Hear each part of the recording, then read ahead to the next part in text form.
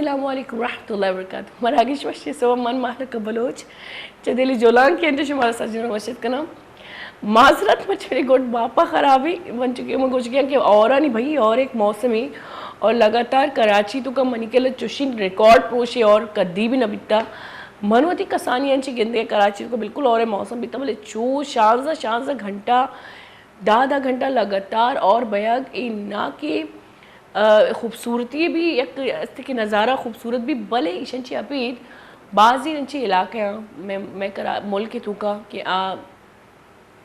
सैलाब शिकार बितगा सैलाब आमाच बितगा और कुलिचार का बेरे कि मैंने से दुआ बिकनी और ये मौसम जैसे कुछ लगातार वहाँ और भी 20 तारीख तक या 19 तारीख तक लगातार पेशन गोयास थी जी पेशन गोई भी तक तूफ़ानी और भी लेकिन हमशे नबीत अल्लाह पाक रहम को अंगा भी हंसते लेकिन और ये देखिए या कमरे से कि मौसम सज्जी नानी गोट ख़राब कुतगम तप या कंचिनी वायरल तपी कब तक कि यकी दुनिया मुंतकिल बह गई गोट ख़राब बह गया फ्लू बह गई तो बैदे कि सेफ़ बेकने भी सेफ़ वश मनबे अल्लामा लेकिन एक कसानी रिक्वेस्ट ही करा कि ये बीमारियां ची दिलग्रान मबेता या ये मौसमी बीमारियां ची दिलग्रान मबेता होती चुकना एंटीबायोटिक के इस्तेमाल मकना नेता कोशिश तब देखने था कि लाइट दरमान जो कैलपोली या पैरासीटामोल या अंची जो दरमान जो दवाइयाँ आयो थी चुकना बेता ताकि शुमे चौक आस्ते आस्ते भले बेहतरी नीम का बरोते और ये दरमान भी तो का अगर शुमे 4 लिखे था कि 4 घंटा डोज भी देता मतलब 4 घंटा वक्फा अल्लामा बेखनता ये दरमान के एंटीबायोटिक नया तो कोशिश तब देखने कि कोई भी अंची दरमान सख्ती में चुका न देता कि अवली तो मर्दम तपिए और मैं प्रोटेक्टिव जो बैक्टीरिया है मैं तो का लपाका जो मैं सेल्स हैं तो का बैक्टीरिया इर्कुत का जो मैं जाना प्रोटेक्ट करना ये ऑलरेडी मेड गया इम्यून सिस्टम जो ऐसे ऑलरेडी बहाल है लेकिन ये जो सख्ती दरमाना ये हमें बैक्टीरिया ना वापी ना और इसी चे भी कि अमा बीमारी तो वश भी लेकिन अगर खुदा न खासा जिसमें तो का दगे बीमारी है मुंतकिल भी तो ये जो मैं प्रोटेक्टिव बैक्टीरिया ये वक्त गम ये बिल्कुल भी मतलब हवा से तो खनाबा क्या बीमारी यार दीर में कहीं में जिसमें आयो कि कोई भी एक चीज़ यार हमारे जिसमान ची में जिसमारा सेफ में का पूरा ईशन ची अम्मी भी कि मैं जिसमारा कोई भी बीमारी लगित का मैं चुकन जिसमारा कोई भी बीमारी लगित का पाहोले तो का बीमारियाँ तो बैदे के ये सख्त दवाइयाँ एंटीबायोटिक की दवाइयाँ मोती चुकन दीर में कि नहीं अगर ये कुल लगी पशां की या तपी तो ख़ास कर आयना लाइट दरमान में देता जो मरी नुनुआरा भी कुल लगी जो मनारा कुल लगी तो मैं चेक करना ये लाइट डोज सही करना बस कम वक्फा ऐसा दरमान दे यानी कोशिश तमी करना क्या ये वती जो अंदरूनी सिस्टमी गेश गेश कि मेरा पता है कि आम ही खुल लगी मौसमी तपे तो गेश गेश और तरह वत कंट्रोल में काम भले आई चीज़ अभी इदमा अगर दवाई भी दया तो बाज़ यक कसानी मकदार ये दें और इसके अलावा जो दवाई है तो का लिखे था कि 4 घंटा वक्फा लमा इरकन की आई एम लमा इरकना और ज़रूरत नबी तो माँ एंटीबायोटिक बिल्कुल भी न दिया छे कि एंटीबायोटिक हमशे कि मैं जल्दी चुकर वश करेंगे दुम्बा चुके कोई ना कोई अर्च दवाई यानी साइड इफ़ेक्ट ज़रूर बीतती तो माँ चुकर साइड इफ़ेक्ट या माच कन गई तो कोशिश हम लिखने की दिलग्रान मबेता मौसमी बीमारी अल्लाह पाक ज़िंदगी बेदा जब तक ज़िंदगी हस्ती मौत एच कुत रखा जब तक ज़िंदगी में दस्ताई तो मौत एच कुत नका कि बैदे की मोती चुका सेफ बिकनी भले अंचो सेफ बिकनी क्या ये दिगे चीज़ नहीं आमाच पकनी अच्छा गोली चारू का मर्ची मरागिश अल्लामा स्टार्ट करनी मर्ची में इंफॉर्मेटिव मरागिश होगी मैंने गोटे वास्ता माजरत कि जोस्ते कमोनी गोट ख़राब है और मरागिश दीमा बड़े बलीशन चाहिए मैं कसानी कप्पे को लूटा कि मर्ची बांधा जो एक मैं एक अच्छा अलग ही एक ट्रेंड ही चल गई कि एक दुम ये मजाक हो रहा है ना मनुष्य मरा गोशक लूटा कि मजाक चाहिए जिस्मानी भी बॉडी शेमिंग गोशा एज शेमिंग गोशा कलर शेमिंग गोशा ये जो मैं अकेला कलर तो का मबाज आसानी चिका कसे उसे ऊँचू स्याई मबाज आसानी चिका कसे उसे ई जो जंडे मब्बास आसानी या कसी रुशी नी वह तो पीर बीत गए मई जो ये जो अल्फाज होती दपांची कशी मारा मालूम नहीं कि ये अल्फाज अंची मैं वती नेचरे तो का चिक्का सख्ती पैदा भी मैं इंसानियत कतार अंच मैं इंसानियत दायरे अंची दीर रो गई मैं यकी दिल जारी कनगी मैं यकियारा आइए जो तो का अस्ती चीज़ी मैं ये साबित करने की ये चीज़ ये कि तू का अस्ती तो नहीं बदसूरती ये तू का है तो बैदी कि ये चीज़ा एक कसानी कसानी जो गप्पा ये तजलीला एक दूमी मजाक उड़ाएगा माँ एकदम ख़त्म बिकनी पड़ चुके अल्लाह पाक में कुरान शरीफ को लिख था कि कसी कसी मजाक मकनती पड़ चुके अल्लाह पाक सख्त नापसंद है कि एक मोमनी खासकर एक मोमनी ये मजाक है नहीं कि मुसलमान ये मजाक का वर्ड है नहीं अल्लाह पाक बिल्कुल पसंद नहीं सजे मखलूक अल्लाह पाक की बनाती है ना और अल्लाह पाक की बनाती है मखलूक बिल्कुल भी बदसूरत भी तक ना हर इंसान या हर मखलूक या हर तख्लीक खुदा है बाज़ खूबसूरत है तो ये खूबसूरती नज़रों को बेचारे और ये अप्रिशिएट बिकने और ख़ास कर इंसान तो के अंदरूनी जो अच्छाई है जो शर्री है आइए दिल पट्टी पे देता और आइए गौर व फिक्र बिकने था या कि इंसान ज़ाहिरी बेहतर आइए बात ना कोशिश बिकने में समझता और अगर आई बात ने तो का कोई खामी मानी अल्लामा आइए इसलाह बिकने था अच्छा कि मैं इस्लाम में तो का इसलाह करना गस्ती भले अंगा भी आइए मजाक उड़ाना या आइए पुश्ता गीबत करना या आइए पुश्ता बदनाम करना नहीं थी मारा मालूम नहीं कि कोजाम इंसान छे जंग होती ज़िंदगी मिल गई इंग्लिश या बतली हंसती उर्दू तो कमी क्वेश्चन थी कि मतलब ब्याह हमने क्वेश्चन तो पा दीर बेका आई ट्रांसलेशन हमशी कि मतलब मन जो राया रोगा यहाँ अराय सर कबू गाँव में बेका बेचार के चिक्कर सख्ती अराय तुका तो अर्च इंसान होती राय तुका सख्ती होती ग्वाजेन गे रोगी मनजानी कई दिल छे गमो दुखी मनजानी कई दिल तुका छे अल्फाज मनजानी कई दिल तुका छे गप्पा छे जहमी मांगा हम आयानी ज़ाहिरी खुशियाँ ज़ाहिरी कंदगा और ज़ाहिरी जो आई यानी पर्सनैलिटी है ये चारी मत ज़रूर कोई ना कोई अच्छी गप्पे करनी जो कि तहजीब खिलाफ़ी इस्लाम खिलाफ़ी मज़हब खिलाफ़ी इंसानियत खिलाफ़ी और ये जो कसानी गप आई जो कसानी कंद को ठाक आई जो कसानी कसी मजाक उड़ाए नो तजलीली ए मैं दिलारा अंचो सख्त का गोली चारू का कि मैं दिल इंसानियत दायरा दर कहती और आस्ते आस्ते मैं आदत बन जोड़ दी और ये नेगेटिविटी जब मैं तो कहती पूरी एक वक्त ही कहती जब मर्दों मैं मजाक उड़ाई और जब मैं गुमामी चीज़ भी जो मदेगरानी वकनी गुरा मार रहा आ चीज़ आ दर्द आ दुख आ हादसा बर्दाश्त न भी तो हर चीज़ की शुमारा बर्दाश्त न भी तो आ तकलीफ़ा दिगराना मदेता हर तकलीफ़े के शुमारा बर्दाश्त न भी आ तकलीफ़ा दिगराना मदेता अगर शुमा दात न करें बिल्कुल मदेता अमशी मज़ीर कसानी ब्रेक की पता मरागी शदीमा अल्लामा बरी मैं गुम बेता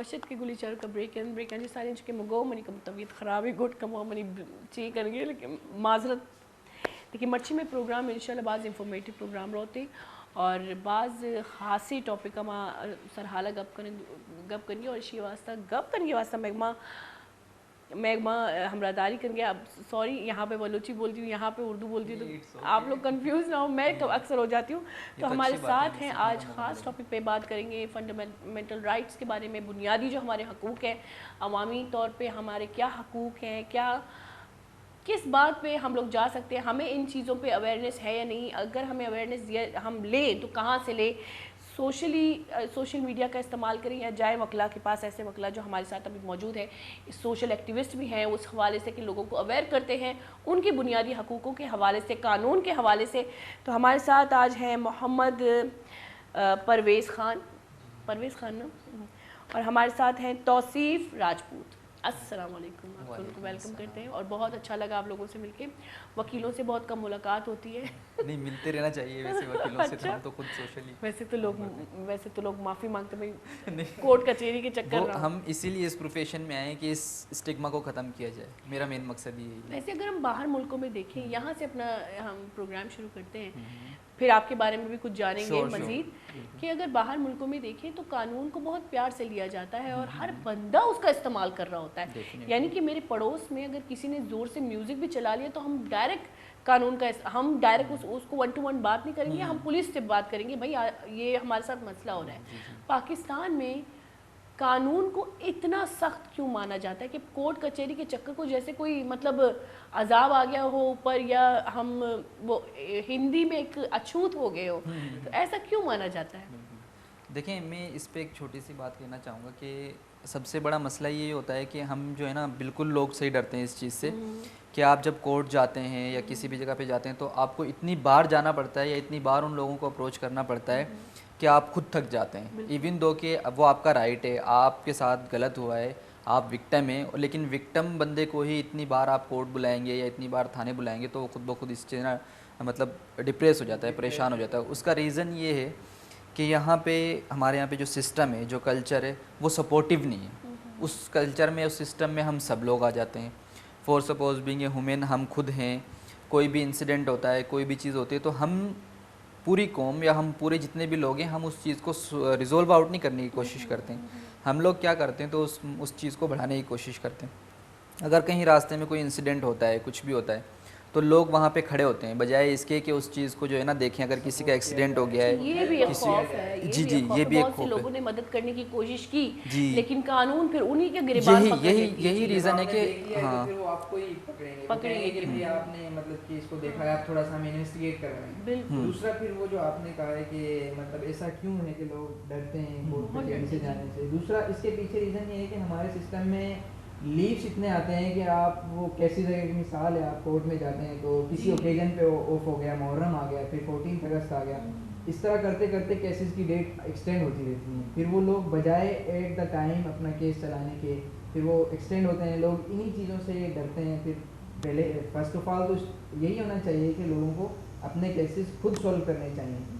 अगर कहीं पर आपको ऐसा लगता है कि मेरे साथ ज्यादती हो रही है या मुझे कोई सपोर्ट नहीं करता, माशरती निज़ाम में मेरा कोई बिल्कुल एक सेकंड फिर आपको कोर्ट को सपोर्ट करना चाहिए कि अब मेरी कोर्ट सपोर्ट करेगी। और इसमें बहुत सारे जो आपकी वकला हैं वो बहुत कारआमद होते हैं, बहुत ज़्यादा कानून, मतलब मैं तो कहती हूँ कि हम अगर पुलिस से जाने से पहले हम अगर जो हमारे साथ मसले, अभी ये भी हमें मुझे यही बताए थे, इन्होंने मुझे सिखाया कि जो मसले हैं उनके बारे में खुद जान लें, फिर हम जाएं तो शायद हमें कोई मदद मिल सकती है। अच्छा, परवेज़ साहब और तौसीफ साहब जो है वो सोशल एक्टिविस्ट भी हैं, वो किस हवाले से हैं ये खुद दोनों हमें बताएंगे। जी श्योर जी। सोशल एक्टिविटी के हवाले से तो सिंपल यही बात है कि हम जहाँ पे भी जाते हैं या मेरी जहाँ पे भी गैदरिंग होती है, जितने भी मेरे फ्रेंड्स हैं, चाहे वो सोशल मीडिया के थ्रू मुझसे लिंक हों या फिज़िकली हमारा जो है ना कनेक्शन होता हो, इंटरेक्शन होता हो डेली बेसिस पे, तो हम क्या करते हैं कि जब भी बैठे होते हैं तो इन्हीं चीज़ों पे डिस्कशन हो रही होती है कि हमारे जो सोशल इश्यूज़ हैं, हम इन इश्यूज़ से कैसे बाहर आ सकते हैं,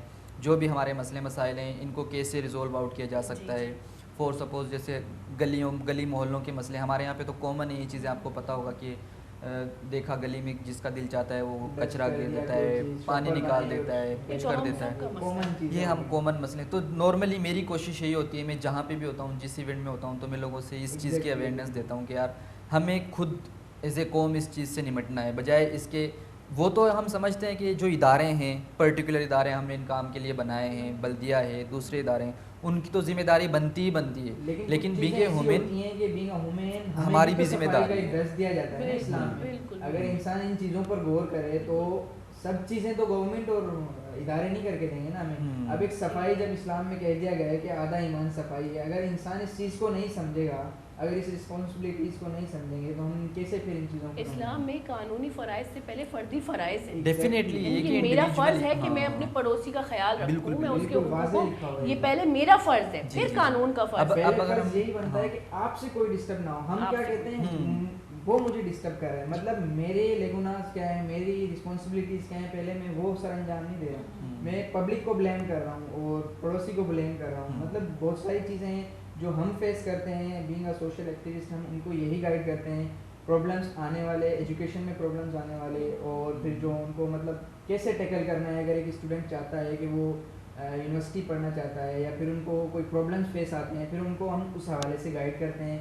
हो सकता है जहाँ तक हमारी कोशिश होती है तो हम उनको फाइनेंशियली भी सपोर्ट करते हैं और फिर बीइंग एजुकेशन भी सपोर्ट करते हैं कि आपको क्या क्या ज़रूरत है, क्या क्या करना चाहिए, कौन सी फील्ड्स में जाना चाहिए, क्योंकि इंटर लेवल पर, मैट्रिक लेवल पर स्टूडेंट्स को इन चीज़ों की अवेयरनेस नहीं होती कि उनको कौन सी फील्ड चूज़ करनी चाहिए और उनको क्या बनना है। उनके लिए भी तो एक मतलब प्लेटफॉर्म होना चाहिए ना, उनको आगाह किया जाए कि आपको इन अ फ्यूचर जी जी कौन सी फील्ड में जाना है। तो कोशिश यही होती है कि उनको अवेयर करें और अपनी भी कुछ जो होती हैं लेगोनाज उन पर भी ओवरकम करें। यही इसके रिस्पॉन्सिबिलिटी अलावा है। अगर मैं आपसे ये पूछूं कि अगर मैं स्टूडेंट हूँ जी जी तो हमारे हुकूमती इदारे तो बहुत माशाल्लाह से हमें बहुत तंग बिल्कुल। करते हैं, ये तो मैं कहती हूँ कि बहुत तंग करते हैं, चाहे वो नादरा का ऑफिस हो, चाहे कोई कोई भी भी इदारा। कतार हो, बैठे हुए हैं। मैं लास्ट टाइम एक लाइन में खड़ी थी तो साहब और दोनों बातें कर रहे थे, अब कोई बंदा बोल भी नहीं रहा। मैं अब रमज़ान का महीना है, सब रोज़े में है, मैं भी रोज़े में हूँ, तो मैं बोल पड़ी। मैंने कहा भैया हम लोग लाइन में खड़े हैं, हम लोगों का रोज़ा है, आप लोग बैठे हुए एसी में, हम लोग गर्मी में खड़े हैं, बिल्कुल बिल्कुल। आप में से भी कोई नहीं बोल रहा, उनमें से भी कोई एक्शन नहीं ले रहा। आप यकीन करें वो दोनों फास्ट काम करने लगे, वो डर गए कि ये लोग ना शोर मचाएं। कोई ये कंप्लेन ना क्योंकि करे। पब्लिक बिल्कुल। ऐसा एक प्लेटफॉर्म है, अगर हम यूनाइट हों, पब्लिक अगर इन चीज़ों को समझ ले कि हमारे राइट्स क्या हैं, तो यूनिटी के साथ सब कुछ हो सकता है। और हम इन्हीं चीज़ों की वजह से बोलते नहीं हैं। जैसे आपने कहा कि मैं लाइन में खड़ी थी तो मैंने थोड़ा सा शॉट आउट किया, तो उनको थोड़ा सा खौफ हुआ, बजाय इसके कि वो आपको कुछ कहते हैं उन्होंने काम तेज़ करना शुरू कर दिया। जी। उनको इसी चीज़ का डर था कि आज एक बोल रही है ये, अगर हो सकता है सब ने आवाज़ उठाई तो हमारा तो काम ख़राब हो जाएगा। क्योंकि यही वजह है हमें फंडामेंटल राइट्स की अवेयरनेस नहीं दी जाती, क्योंकि ये तो आइन में बाकायदा लिखा हुआ है कि गवर्नमेंट की ये जिम्मेदारी है कि आपको 5 ईयर से लेकर 16 ईयर्स तक आपको फ्री एजुकेशन देनी है। अब ये हमें अवेयर नहीं किया जाता, ना हमें दिया जाता है। डेफिनेटली ये है। फंडामेंटल राइट्स हैं Exactly। ये हमारे, हमें अब हम इनको कैसे लेंगे? ये राइट्स पाकिस्तान है, पहली बार सुन रही हूँ वैसे। हाँ, ये नहीं rights नहीं पाकिस्तान ये है। ये तो फंडामेंटल राइट एजुकेशन का equal Constitution education of article 25A 25A में वाज़ेह लिखा हुआ है राइट टू वो एजुकेशन। right to ये आपका education राइट है। आपका है। आपने अच्छा, अगर मैं अफोर्ड नहीं कर सकती कि जी, मेरा जी, जी, बच्चा जो है एक अच्छे स्कूल में जाए, तो ये गवर्नमेंट का हक है कि मुझे सपोर्ट करे। Even सब्जेक्ट टू अगर लॉ, हम- जो लॉ कहता है, जो law मतलब कहता जो है। गवर्नमेंट आपको प्रोवाइड कर सकती है वो चीज़ें आपको देगी। सब्जेक्ट टू लॉ का मतलब यही होता है। मतलब वो बुनियादी चीज़ें। जी बिल्कुल, जी जी बिल्कुल। बिल्कुल। अच्छा। अगर हम उस पर बात करें, देखें ना, आज से अगर आप थोड़ा सा टाइम पीछे चले जाएं, जैसे मैंने सुना है, क्योंकि मैं तो इतना ज़्यादा इस चीज़ को नहीं जानता, लेकिन जो हिस्ट्री बताती है हमने सुना है कि 1978 1979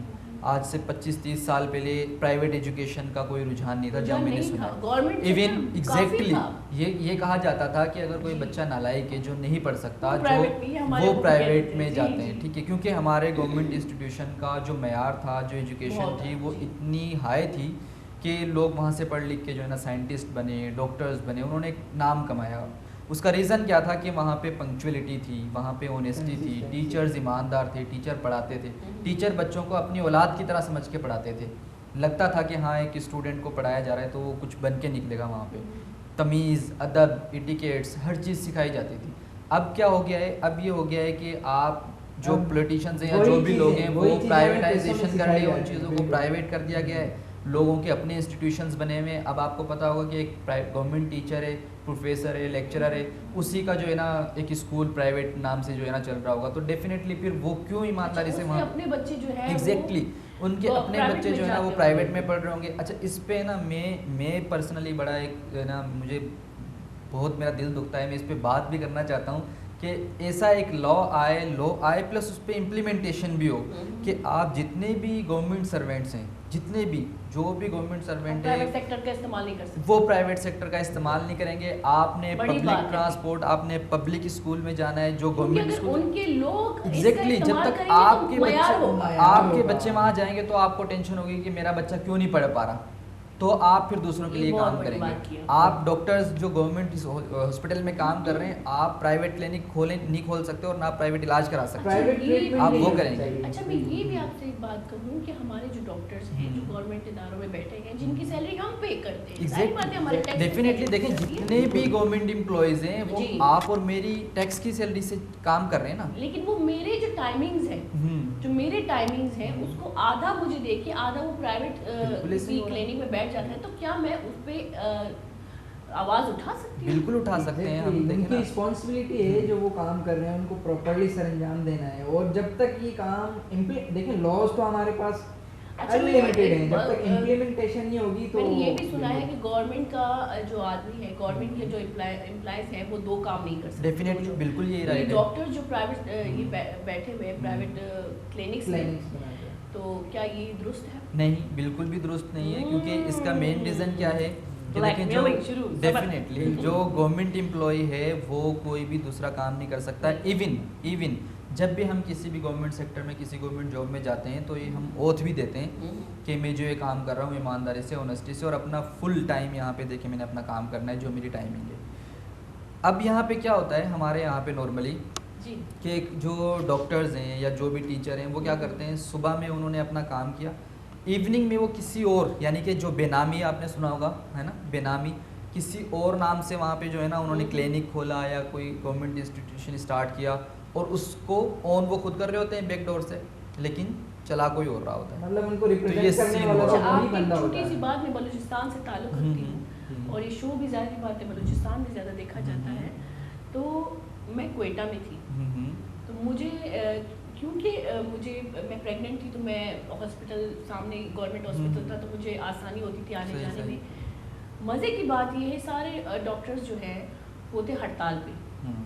गवर्नमेंट हॉस्पिटल में जहाँ पे सैलरी पे हो रही है, वो सिर्फ अपने चंद बेनिफिट्स के लिए हड़ताल पे थे।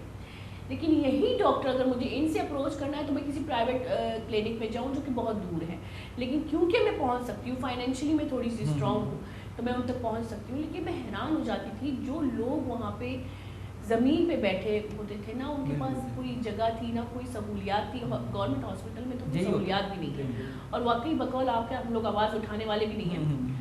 तो मैं हैरान हो जाती थी कि डॉक्टर जो हल्फ उठा, आपकी फील्ड हल्फ उठाने वाली है। बिल्कुल, हमारा आप लोग प्रोफेशन कसम है, किसी का उठाते हो, प्रोफेशन। और एक पाक किताब को रख के कसम उठाते हो। आप लोग कैसे अपने हक से, अपने हकायक से हट सकते हो?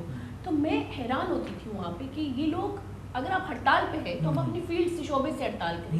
आप यहाँ से सैलरी भी ले रहे हैं, आप वहाँ पे प्राइवेट सेक्टर में भी बैठ रहे हैं। अच्छा, ये आपकी वाली बात है कि पढ़े लिखे लोग हैं, लेकिन कोई बंदा अपने मुंह से कुछ कह नहीं सकता, और यहाँ तक कि गवर्नमेंट खुद भी इनको नहीं कह सकती। अब देखें ना, इस पे अगर हम बात करें तो ये क्या है, ये हम यही बात है ना जो हम पहले से बात करते हुए आ रहे हैं कि हम बीइंग ए नेशन जो है ना, हम इस चीज़ को समझ ही नहीं पा रहे हैं। अगर मेरे कोई भी ग्रीवेंसेस हैं, मुझे कोई भी ऑब्जेक्शन है, मुझे कोई भी चीज़ चाहिए, मुझे एक पर्टिकुलर इदारे से चाहिए ना, मैं उसके खिलाफ जाके कंप्लेन करूं, उससे बात करूं, जो लोग वहाँ पे आए हैं जिनको मैंने सर्व करना है, चाहे चलो मैं ओथ को भी साइड पे रख देता हूँ, एक इंसान होने के नाते क्या ये मेरी जिम्मेदारी नहीं है कि मैं किसी की हेल्प करूँ, रीजन भी यही है, मैं किसी के लिए जो है ना खिदमत करूँ। हम एजुकेशन से आगाह नहीं करते। अब हमारा लिटरेसी रेट देखें ना, मैं आपकी बहुत, और मैं अब जब लो तक है। एजुकेशन नहीं आएगी, आवाम को शऊर नहीं आएगा। जब तक आप एजुकेशन रेशियो नहीं इंक्रीज करेंगे, वही बात आएगी फिर कि फंडामेंटल राइट क्या है, आपको एजुकेशन देनी है। जब पहला ही एजुकेशन पे है भी तो शऊर नहीं है। वो एजुकेशन डिग्री की हद तक है ना, साथ नहीं है ना, वो एजुकेशन एक डिग्री की हद तक है, बिल्कुल। कागज़ों की डिग्री आपके पास मौजूद है। अब यहाँ पे हमारे यहाँ पे लेवल क्या है, इवन बड़े अफसोस से कहना पड़ता है, मतलब दिल पे जो है ना अफसोस बहुत ज़्यादा होता है कि फिर भी पंजाब का लिटरेसी रेट किसी हद तक हमसे बेहतर है, बट हम जो 2 सूबे हैं, हमें अपने सूबे में बड़ा दुख होता है। इवन बलोचिस्तान का मुझे हद से ज़्यादा दुख होता है कि जब मैं वहाँ की न्यूज़ देखता हूँ, या क्योंकि पर्सनली तो मैंने विजिट नहीं किया, सिवाय आपके 2 बड़े शहरों के, आपने कभी बलोचिस्तान को या इंटीरियर सिंध को, इनको तो आप डिस्कस ही नहीं करते हैं न्यूज़ पे।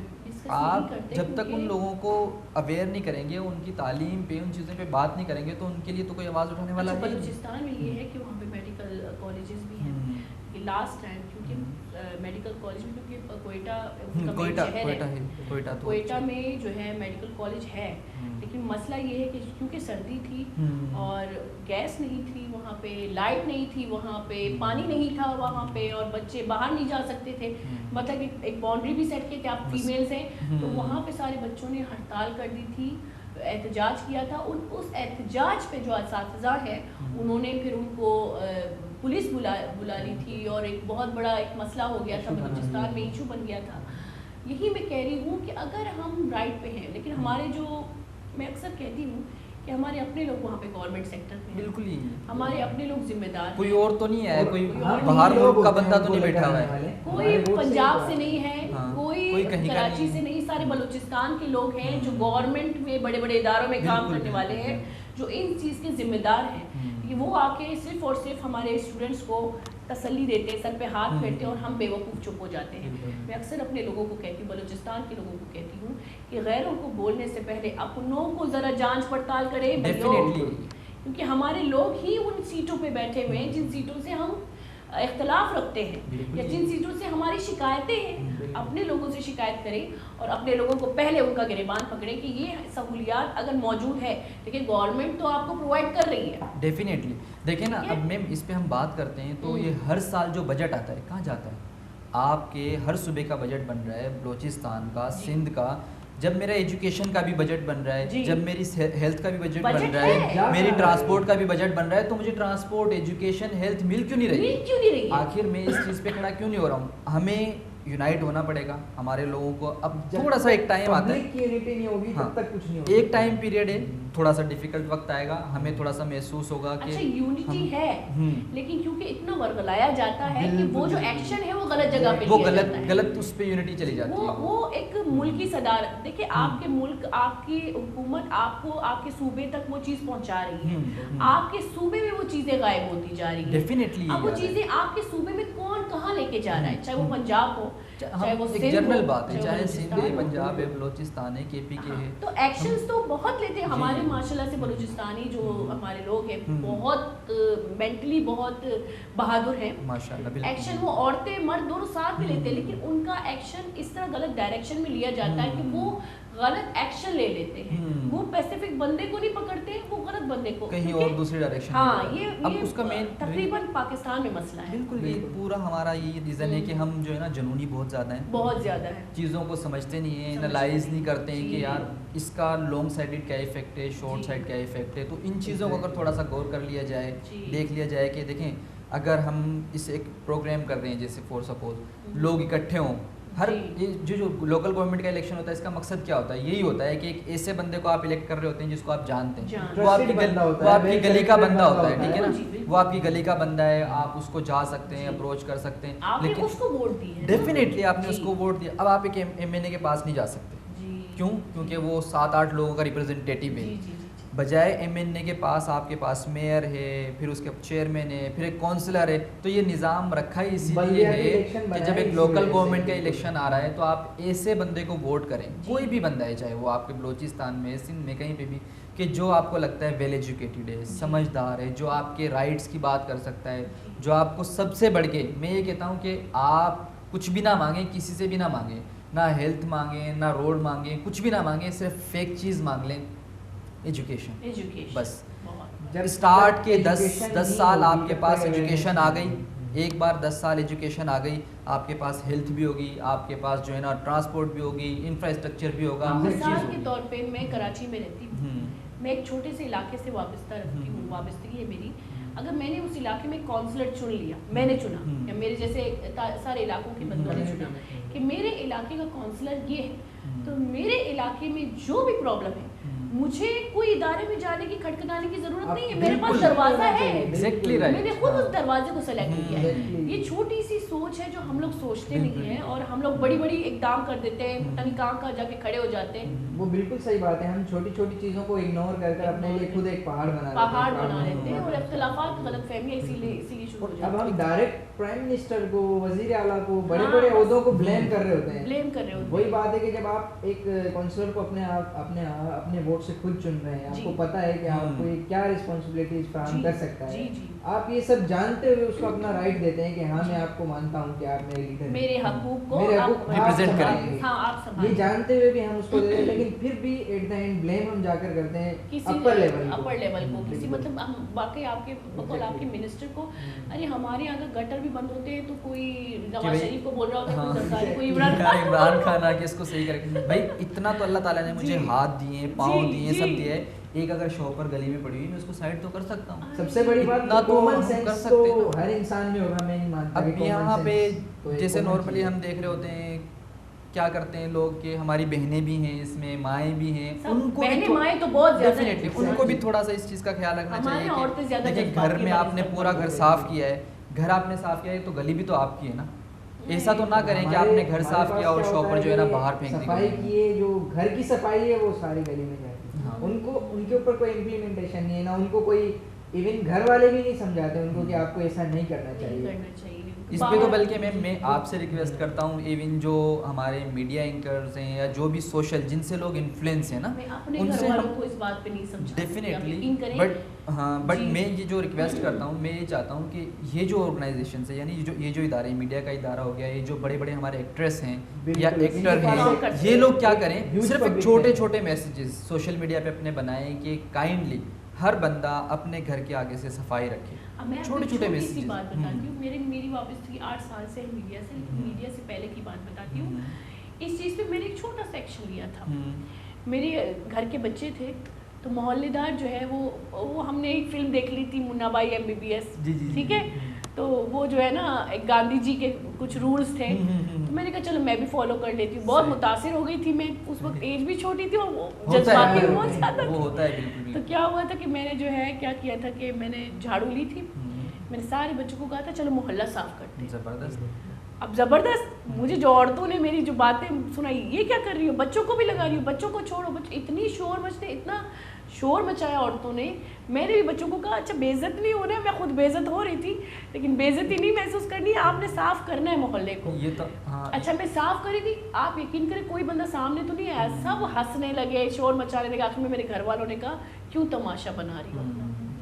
अब ये यही जो तो ना देखें, अच्छा, हम इस पे सबसे आपने, ज़्यादा मैं इन प्रवेश चीज़ों भाई से को थोड़ा सा डरते इस पे कट हाँ। करूंगा। इस पे आपने मुझे एक वो याद दिला दी, सेम एक्टिविटी जो जी, हमने की हाँ आज जी। से, जब मैं इंटर क्लास में था, हाँ शायद जी। प्री इंटर टेस्ट की तैयारी कर रहे थे। जी। बेसिकली मैं मिडल क्लास से बिलोंग करता हूँ, ये भी भाई हैं छोटे अच्छा, मेरे। अच्छा। जी, तो हम सेम यही जो आप बता रही हैं एज इट इज़ यही था। ईद का दूसरा दिन था, हम क्योंकि जैसे मैंने बताया कि हम जब भी दोस्त बैठते थे, कहीं पे भी बैठते थे, तो यही चीज़ें डिस्कस हो रही होती थी कि यार चीज़ों को बेहतर कैसे करना है। तो सॉरी, It's okay, हम मेरा दोस्त भी बैठे हाल हुए है। थे, बिल्कुल। तो हमने डिसाइड किया, 5-6 दोस्त थे मोहल्ले के जितने भी थे, कि हम सब जो है ना इकट्ठे होते हैं और हमने ये इनिशिएटिव लेना है कि हम अपनी जितनी भी गली है, मोहल्ला है, इसको साफ़ करेंगे। तो ईद का सेकंड डे था, हम सब इकट्ठे हो गए और जो है ना वो ट्रॉली होती है और जो मतलब दूसरी वो जो चीज़ें, instrument झाड़ू होते हैं वगैरह हो सफाई गए, जितनी करने भी के चीज़ें लिए। थी वो जी, सारी जी, हमने जी। उठाई और हम स्टार्ट हो गए सब दोस्त कि भाई वहाँ से झाड़ू लगा रहे हैं, तकरीबन हम 7-8 अच्छा मर्द सब हजरात थे। को देखकर भी अच्छा लगता है। डेफिनेटली।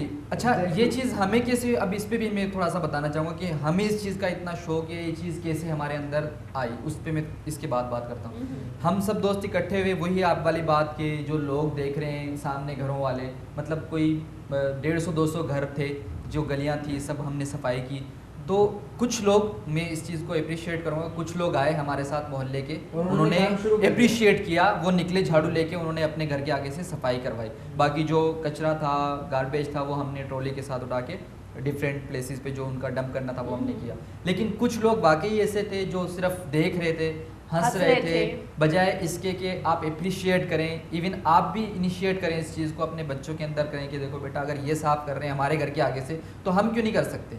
अच्छा, तो कोई और सबसे हमारे घर जो पे आ गया इंटरेस्टिंग कर रहा है, बात यहाँ हाँ। पे ये है कि मैं ये बताना चाहूँगा, देखें जब तक ये सेलिब्रिटीज और जितने भी बड़े बड़े लोग हैं, ये लोग ये काम नहीं करेंगे, तब तक आवाम की ये जो शाइनेस है और ये जो खौफ है खत्म कि नहीं ये होगा। काम, ये नहीं खत्म। आपके पड़ोस मुल्क में ऐसा ही होता है कि बिल्कुल, बड़े बिल्कुल। बड़े सेलिब्रिटीज अब जो है yes, हाथ yes. में झाड़ू लेकर अब एक मिसाल है, मीडिया के बीइंग अ सामने, स्टूडेंट जी। ऑफ लॉ और बीइंग अ एडवोकेट, अगर मैं अपनी गली में खुद सफाई करता हूँ तो लोग मुझसे ज्यादा इंस्पायर होंगे, बजाय एक जी। कॉमन बंदा ये काम करे। जी। वो कहेंगे कि यार वाकई अपनी रिस्पॉन्सिबिलिटीज नहीं, एटलीस्ट अपने घर के आगे तो सफाई रखी है इसने। और जो तो- इस जी, पे जी, मैंने जो हाँ। बात कही थी कि ये चीज़ें कैसे होती हैं, ये सारी चीज़ें आप अपनी फैमिली से सीखते हैं ना। बिल्कुल। अब हमारे जो बड़े भाई हैं, सबसे बड़े भाई हैं, वो उनका उनकी सबसे बड़ा फर्स्ट डे character से है, ये बिल्कुल। नेचर रही है कि वो कहते थे कि अगर रूम में बैठे हैं तो रूम साफ़ होना चाहिए, आप वॉशरूम आपका साफ़ क्लीन होना चाहिए। मतलब हमें फर्स्ट डे से, जब हम कोई सेकंड थर्ड क्लास में होंगे तो वो जब हमसे तो ये हम चीज़ें छोटे करवा रहे होते होते थे, थे। awareness मतलब उस जब आप वक्त कोई से चीज़ इस्तेमाल करो तो डेफिनेटली वो साफ करके भाई ने जी। हमसे करवाना स्टार्ट की। इवन मुझे अच्छे तरीके से याद है, जब मैं मिपुर खास में था तो कोई जब मैं मदरसे जाता था सुबह सुबह हम क्या करते थे, भाई कहते थे कि क्योंकि वो जॉब कर रहे होते थे, वो इस्लामाबाद में होते थे, तो वो जब आते थे इवेंट पे तो वो कहते थे कि भाई अपनी गली को साफ़ करो। मैं खुद झाड़ू लगाता था अपनी गली के अंदर, हम साफ़ कर रहे होते थे। और सेम चीज़ इवन मैंने कंटिन्यू रखी जब हम हैदराबाद में भी, क्योंकि मैंने LLB हैदराबाद से किया, तो वहाँ पर भी मैंने इसको कंटिन्यू रखा, सफाई करना। इसमें देखें आपको शर्मिंदा होने की, शाय होने की, हमें तो प्राउड फील होता है, प्राउड फील होने के मेरे पास रीजंस भी हैं। डेफिनेटली पता है ये बहुत मजेदार चीज है। डेफिनेटली हम सोशल होंगे, लोगों के इश्यूज से वाकिफ होंगे तो हमें ज़्यादा तसल्ली मिलती है दिल को, उनकी हेल्प करके, उनके मामलात को जान के जिस हद तक हम हेल्प कर सकते हैं उतनी करनी भी चाहिए। लेकिन यही कि हमारे लोग जो है इस हेल्प को समझे भी और अप्रिशिएट भी करें। अक्सर ये होता है कि जेलसी में आके कोई भी बंदा कुछ भी बना लेता है तो वो चीज़ें हमारे ऊपर एक स्टैंप लग जाती है, भाई ये बंदा ये काम कर चुका है। मैंने बहुत से ऐसे सोशल एक्टिविस्ट देखे जो बहुत काम कर रहे हैं कराची, खासकर कराची के लिए, लेकिन क्योंकि उनके बुनियादी जो लोग हैं होते हैं जो जेलस होते हैं या दुश्मनी भी हो जाती है ऐसे लोगों की, बहुत चीज़ें वो छोटी सी वीडियो बनाते हैं, जो बंदे ने एक पहाड़ बनाया होता है अपनी इज्जत को एक झटके में पामाल कर देते हैं। लेकिन इन चीज़ों को फेस करने के लिए जब तक हम खुद स्ट्रॉन्ग नहीं होंगे, मेंटली स्ट्रॉन्ग, जब आप कोई भी एक न्यू स्टेप लेने जा रही हैं तो आपके माइंडसेट पहले ये होना चाहिए कि आपको क्रिटिसाइज बर्दाश्त करना है, क्रिटिसिज्म तब जाके आप अच्छा उसमें भी है ना। देखिए दो चीज़ें हैं, अगर आप मेंटली इन चीज़ों को समझें, क्रिटिसिज्म हमारे यहाँ पे नॉर्मली ये होता है, हम सोचते हैं कि अगर उसने मुझे बुरा बोल दिया तो क्यों बोला।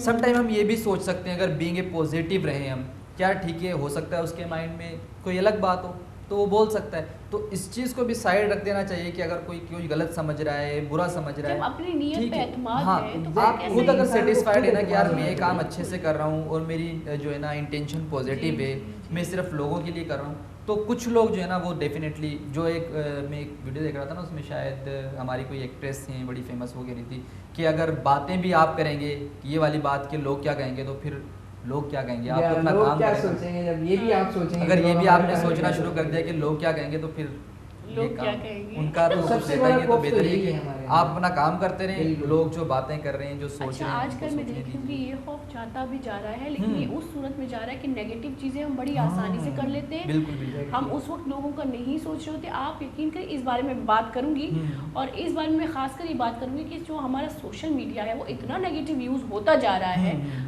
आया उसके लिए कानूनी कोई रोकथाम है या नहीं है, मैं कर सकती हूँ नहीं हूँ, साइबर क्राइम क्या है, उसको मैं कैसे उसके बारे में एक्शन ले सकती हूँ, इस चीज़ को आगे बात करेंगे। लेकिन यहाँ पे छोटी सा ब्रेक, तो विचारों के कसाने ब्रेक इजी में तो साड़ी भी मैं घूम पेता हूँ।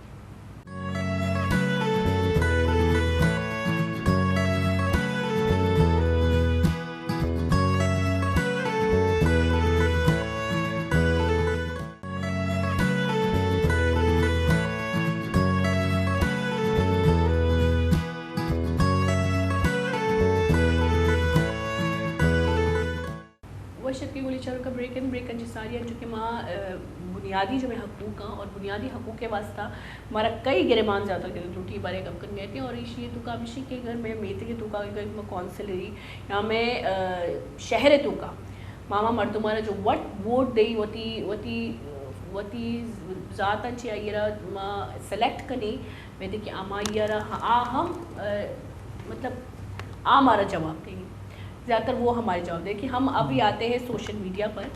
तो सोशल मीडिया में आजकल जो ट्रेंड चल रहा है हमारे यहाँ, एक तो लोगों को लोग बातालीम बिल्कुल भी नहीं है, बिल्कुल भी नहीं है, किसी को भी नहीं पता कि सोशल मीडिया का इस्तेमाल कैसे होता है। अगर हम बाहर जाएं तो बाहर के बच्चे जो है वो गेम का इस्तेमाल भी इतने प्यार से कर रहे होते हैं कि उनको प्रोडक्टिविटी वर्क कर बिल्कुल।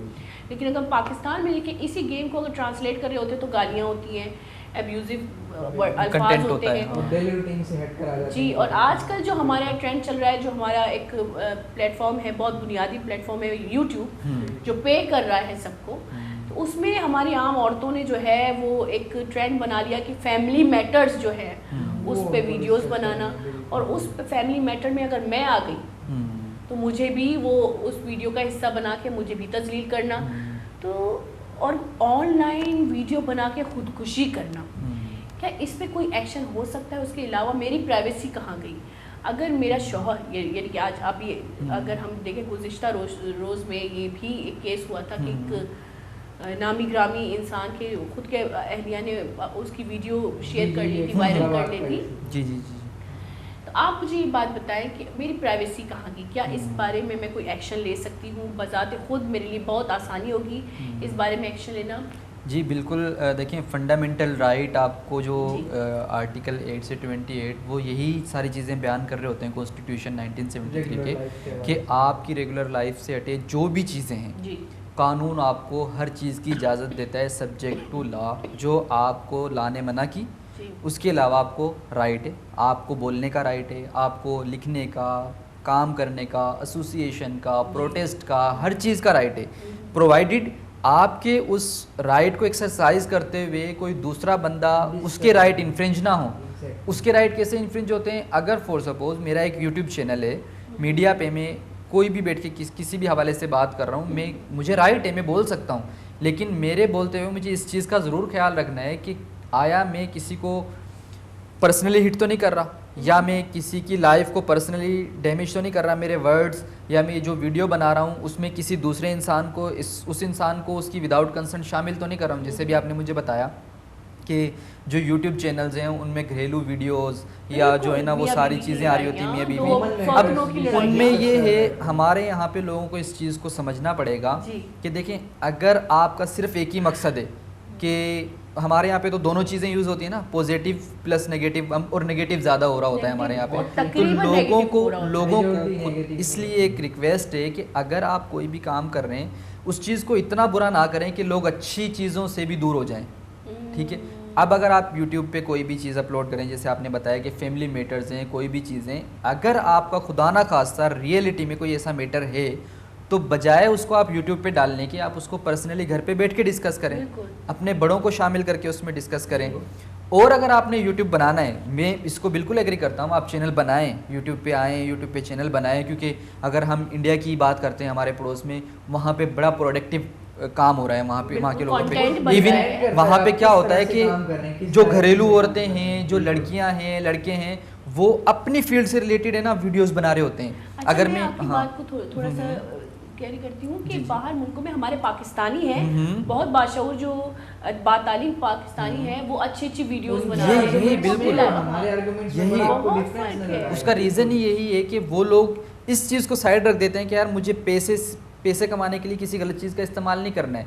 हमें ये भी देखना चाहिए कि यार अगर मैं चलो अर्निंग कर भी रहा हूँ, लेकिन अगर मेरी अर्निंग से दूसरे लोगों की लाइफ ख़राब होगी, जो छोटे लोग हैं, जो हमारी जनरेशन, न्यू जनरेशन, जो बच्चे हैं, उनके ऊपर इस चीज़ का क्या इम्पेक्ट आने वाला है। जैसे टिकटॉक है या दूसरी वीडियोज़ हैं, आप बनाएं, इसमें कोई हर्ज नहीं है, आपको यूज़ करना चाहिए आप, लेकिन उसमें इस चीज़ का ख्याल रखें कि दूसरे के राइट इन्फ्रिंज ना हो। और अगर इन केस ऐसा होता है, जैसे कि हमारे पास साइबर लॉस अवेलेबल हैं, अगर कोई आपको जो है पर्सनली हिट कर रहा है या आपकी वीडियोस, आपके मैसेजेस या आपको ब्लैकमेल कर रहा है, इवन यहाँ ये भी आपके पास लॉ मौजूद है कि अगर कोई अननोन बंदा भी आपको जानता ही नहीं है और वो आपको मैसेजेस किए जा रहा है, तो भी ये अगेंस्ट द लॉ है, आप इसके खिलाफ भी एक्शन ले सकते हैं। जी। और वीडियो और ये चीज़ें तो बहुत बड़ी बात हो गई, यानी इतनी लॉ के अंदर जो है ना आपके पास प्रोटेक्शन मौजूद है, लेकिन बात वहीं आती है कि हमारी जो लॉ इन्फोर्समेंट एजेंसीज़ हैं उनको भी इसमें रोल प्ले करना चाहिए। और वो लोग जो जानबूझ के ऐसी शिकायतें कर देते हैं कि फिर वो मसले मसाइल क्रिएट हो जाते हैं।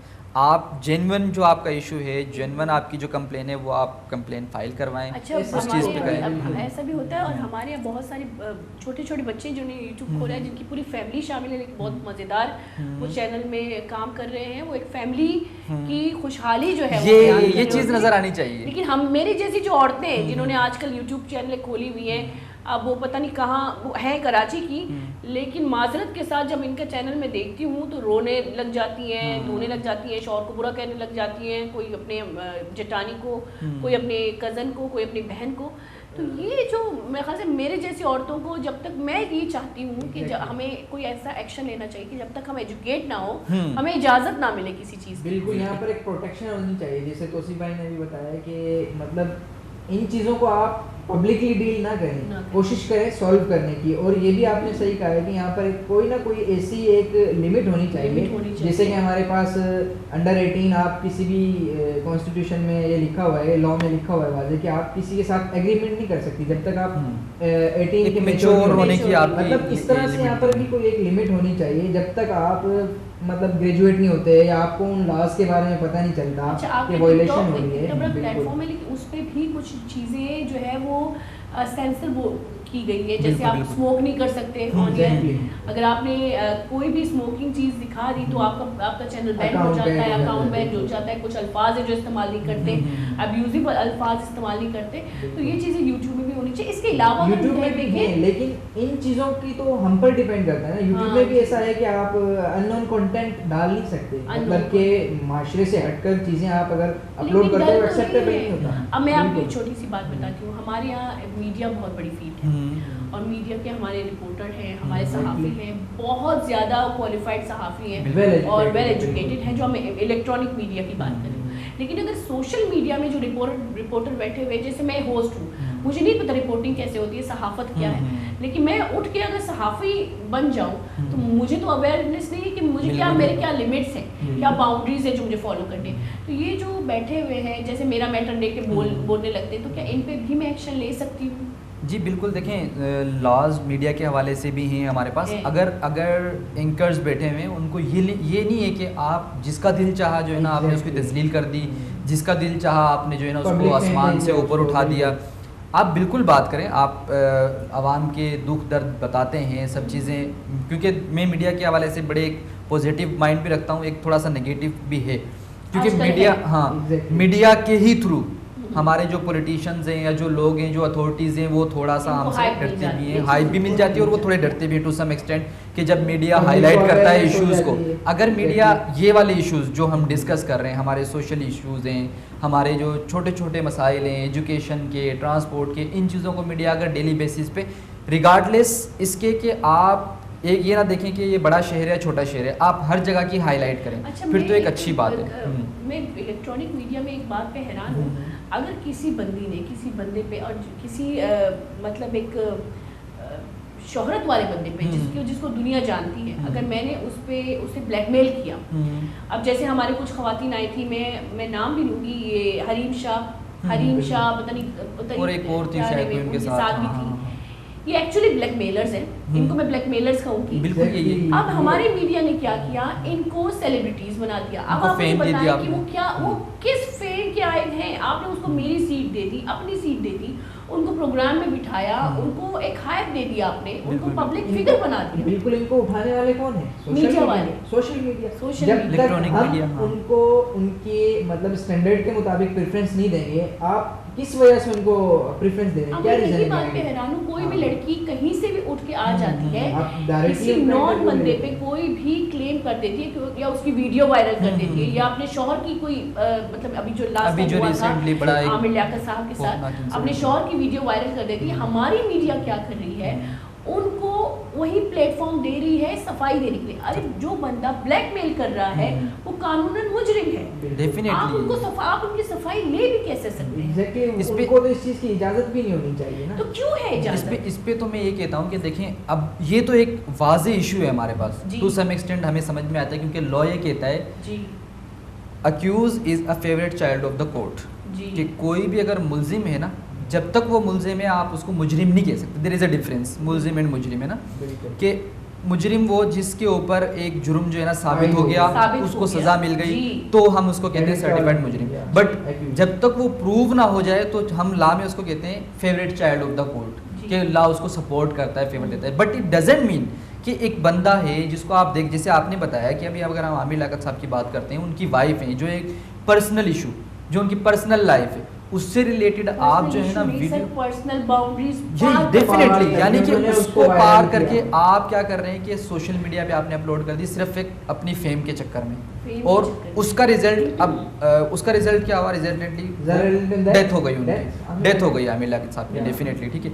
अब यहाँ पे मैं ये कहता हूँ कि हमारी जो सोशल मीडिया इंडस्ट्रीज़ है, या जिसे आपने बात की, आप उसको अगर बार बार बुलाएंगे, देखेंगे, तो डेफिनेटली दूसरी जो इस टाइप की Media लड़कियां वालों होंगी या को दूसरे यही दूसरे कोशिश होंगे, करेंगे, हम भी वो यही इनको कोशिश बुलाएं। करेंगे कि यार किसी भी बड़ी फिगर को जो है ना आप पहले ट्रैप करें, Trap- उसके ये साथ हो जो है रहा ना है, सच यही होता है, में। और आप- उसके बाद उसकी एक दो अभी पिक्चर या वही बात वीडियोस है, 2 लड़कियों ने रिलीज करें। शुरू किया था, ये एक लड़की कंदील बलूच को कंदील थी, कंदील हाँ, जिनकी डेथ हो गई कवि थी, साहब के साथ और जिनकी उसको एक वीडियोस मॉडल हो बना गई थी, दिया। उसको अब मॉडल मैं बनाया, हैरान हूँ, हाईलाइट उसको किया। क्यों आपने हाईलाइट किया वो बंदी जो आप पहले खुद इख्तलाफ रखते थे, अच्छा उसको हाईलाइट किया, उसने ब्लैकमेलिंग शुरू कर दी। अब ब्लैकमेलिंग खुद एक जुर्म है, अगर मुझे Definitely कोई है। ब्लैकमेल करेगा, ये बात है कि उसके पास मेरे सबूत भी होंगे, लेकिन अगर- वो मुजरिम है कानून। अगर आपके पास सबूत हैं तो आप प्रॉपर चैनल के जाएं ना, उसको जी। प्रूव आप करें लॉ में अवेलेबल है, आप जी। जाएं कोर्ट और उसकी कंप्लेन करें, सब चीज़ें करें, आप वहाँ से प्रूव कर दें। देखिए But हमारे यहाँ ये क्या हो रहा है, ब्लैकमेलर्स को खासकर फीमेल्स को मीडिया प्लेटफॉर्म में, इलेक्ट्रॉनिक मीडिया एक प्लेटफॉर्म दे रही है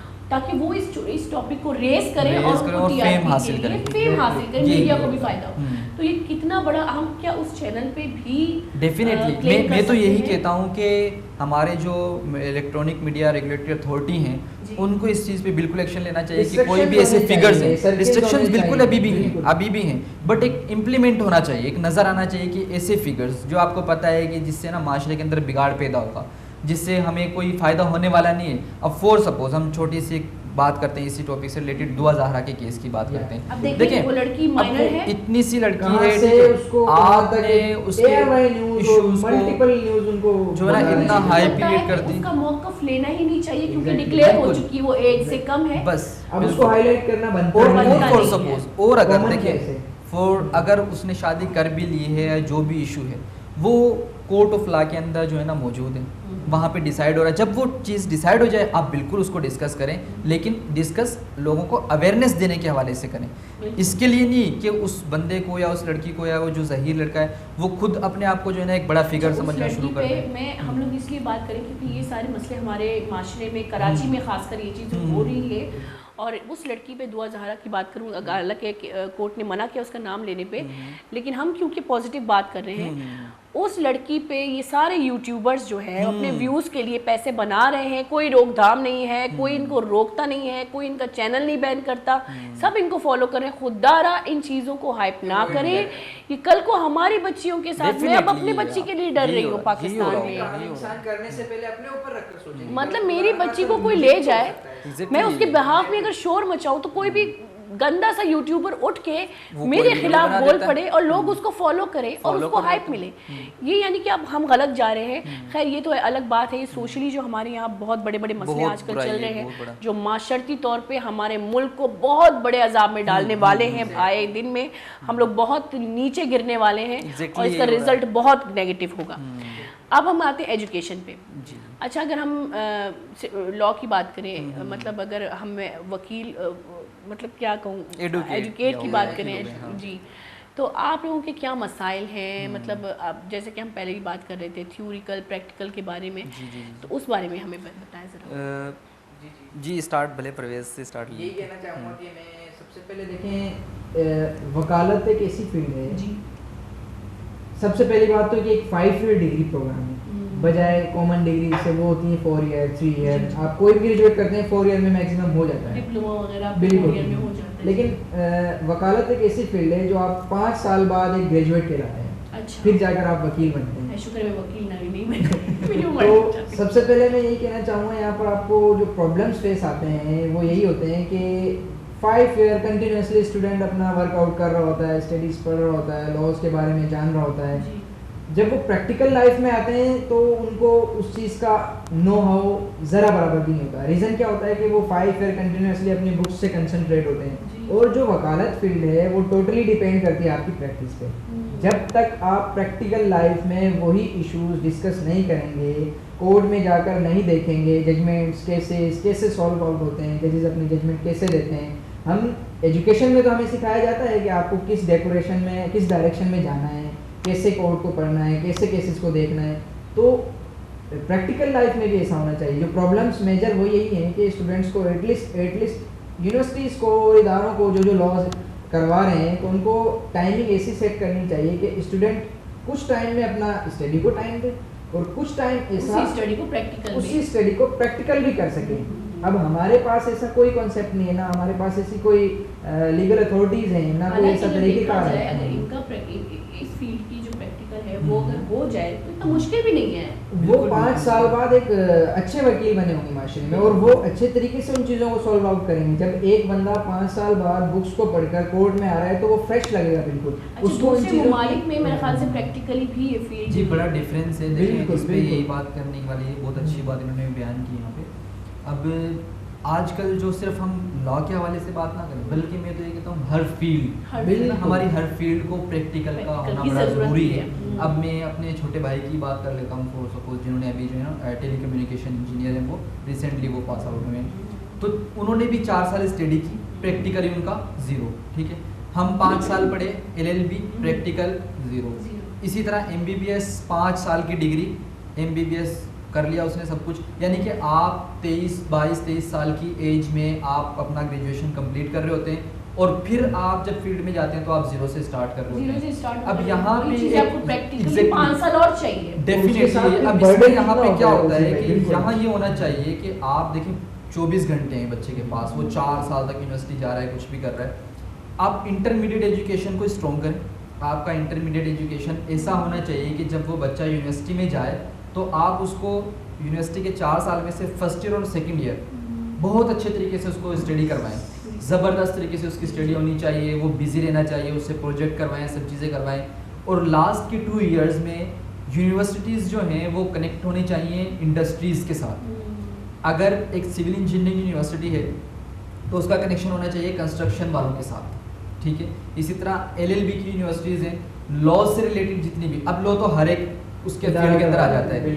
जिस फील्ड में बच्चे पढ़ रहे हैं, अगर हम फॉर सपोज बात करते हैं कॉर्पोरेट लॉ की, कंपनी लॉ की, या फिर सिविल लॉ की, फैमिली लॉ की, क्रिमिनल लॉ की, तो आप क्या करें, जो बच्चे LLB कर रहे हैं आप उनको फर्स्ट ईयर, सेकेंड ईयर, 5 साल की डिग्री आपकी, 3rd ईयर तक आप उनको सारे लॉज पढ़ा दें, अच्छे तरीके से उनको समझाएं, हर चीज़ करवाएं। जस्ट थ्योरी पे आप तवज्जो दें, उनका कॉन्फिडेंस डेवलप करें, क्लासेस के अंदर जो है ना आप सेमिनार्स करवाएं। यानी ये फील्ड तो ऐसी है वकालत, तो जिसमें आप जो है ना पब्लिक फिगर जितना हो सकते हैं, आप जितना बोल सकते हैं, जितना बयान कर सकते हैं। बोलने का हरगिज़ ये मतलब नहीं है कि आप जो है ना बस इररिलेवेंट बातें बोल रहे हैं जो आपसे फील्ड से रिलेटेड है, क्योंकि समटाइम ये भी कॉन्सेप्ट होता है, समटाइम ये भी कॉन्सेप्ट होता है, लोग समझते हैं। जी जी, इतनी ही सेंसिटिव फील्ड है। अगर आप बीइंग एडवोकेट अगर कोई गलत बात करते हैं तो मतलब आपको ये भी ऑब्जेक्शन होता है। बिल्कुल, खाली मतलब ये नहीं कि आपने सिर्फ बोलना है, मतलब आपको लॉ के मुताबिक एग्जैक्टली जो हम बार बार बात कर रहे हैं कि लॉ ने आपको इजाजत तो दी है, बट डजंट मीन कि आप इतना इररिलेवेंट बोल रहे हैं कि आप उसके अपने क्लाइंट का नुकसान कर रहे हैं। तो 3 साल आप पढ़ाएं बच्चों को, 2 साल में आप उनको यूनिवर्सिटी में ही रखें, आप उनको पास आउट ना करें, यूनिवर्सिटी में ही रखें, और उनकी मार्किंग भी होनी चाहिए, हर चीज़ होनी चाहिए। फिर आप उनको दें प्रोजेक्ट्स। आप क्या करें कि जो बच्चा कंपनी लॉ की प्रैक्टिस करना चाहता है, आप उनको 6 महीने के लिए कंपनी के अंदर भेज दें, वो कंपनी में जाए। आप भले उसको स्टिपेंड भी ना दें, कुछ भी ना दें, क्योंकि उस बच्चे ने तो यूनिवर्सिटी आना है, 5 साल उसने तो अपनी स्टडी मुकम्मल करनी है, 3 साल उसने पढ़ लिया। अब वो सुबह क्या करेगा, सुबह जाएगा, एक आपकी यूनिवर्सिटी आया, यूनिवर्सिटी में अपनी टीचर्स के साथ एक पूरा ग्रुप कंपनी चला गया, और वहाँ पे कंपनीज़ के जो भी मसाइल हैं, कंपनी रजिस्ट्रेशन, कंपनी को कैसे इश्यूज़ आ रहे हैं, कैसे एम्प्लॉयज़ के मसले आ रहे हैं, क्या क्या मसले हैं, वो रोज़ाना वहाँ पे जाएं, वो देखें, वहाँ पे वो देखें। उसके बाद आप उन बच्चों को जो कंपनीज़ में हैं, उनकी जो भी इश्यूज़ आ रहे हैं, वो विद इन अ कंपनी एक बनाए ऑर्गेनाइजेशन, उन्हीं बच्चों की जो पढ़ के आए हैं, वो बच्चे बैठ के क्या ये आपका राइट है कि आप कोई भी कैंपेन, कोई भी ऑर्गेनाइजेशन बना सकते हैं। दूसरे सब्जेक्ट में देखें, यानी कि आपका साइकोलॉजी भी उसकी भी प्रैक्टिकल है। Exactly. और मैंने जितने भी सब्जेक्ट देखे जो प्रैक्टिकली मतलब उनके प्रैक्टिकल्स हैं, वो सब्जेक्ट साथ साथ प्रैक्टिकल करवाए जाते हैं। देखे ना, फिर आप कितना इजी फील करेंगे। मैंने कंपनी लॉ पढ़ा, मैं उसको प्रैक्टिकली देख रहा हूँ कि कंपनी में ये इशू आ रहा है, ये वजह आ रही है, रजिस्ट्रेशन के अंदर ये मसला आ रहा है, किसी ने अगर कॉन्ट्रैक्ट में वो इलेक्शन कर दिए तो मैं कैसे उसको, क्योंकि मैं प्रैक्टिकली गो थ्रू कर रहा हूँ। इसी तरह आप वो बच्चे जो क्रिमिनल साइड पे जाना चाह रहे हैं, अच्छा इससे आपके पास है ना प्रोडक्ट क्रिएट होगी, आपके पास क्रिमिनल लॉयर्स अच्छे से अच्छे मौजूद होंगे, कंपनी लॉयर्स अच्छे से अच्छे मौजूद होंगे, कॉन्ट्रैक्ट के लॉयर, सर्विसेज के लॉयर, फैमिली के लॉयर, डेफिनेटली यही है। अब जब उसमें हम जैसे हमने बात की कि आपके पास इंतहा की रिस्पांसिबिलिटी होती है बहुत ज़्यादा। कोई भी बंदा आपके पास आ रहा है, इसका क्या मतलब है कि आप सब कुछ आप हैं उसके लिए। बिल्कुल ये अगर मैं आपके पास कोई केस लेकर आता हूँ, बीइंग एडवोकेट तौसीफ भाई के पास में जाता हूँ, मेरा फला फला इशू है, मेरे इतनी कॉर्पोरेट लॉ में या टैक्स लॉ में मेरे इतने फला पैसे फंसे हुए हैं, मुझे ये हेल्प चाहिए।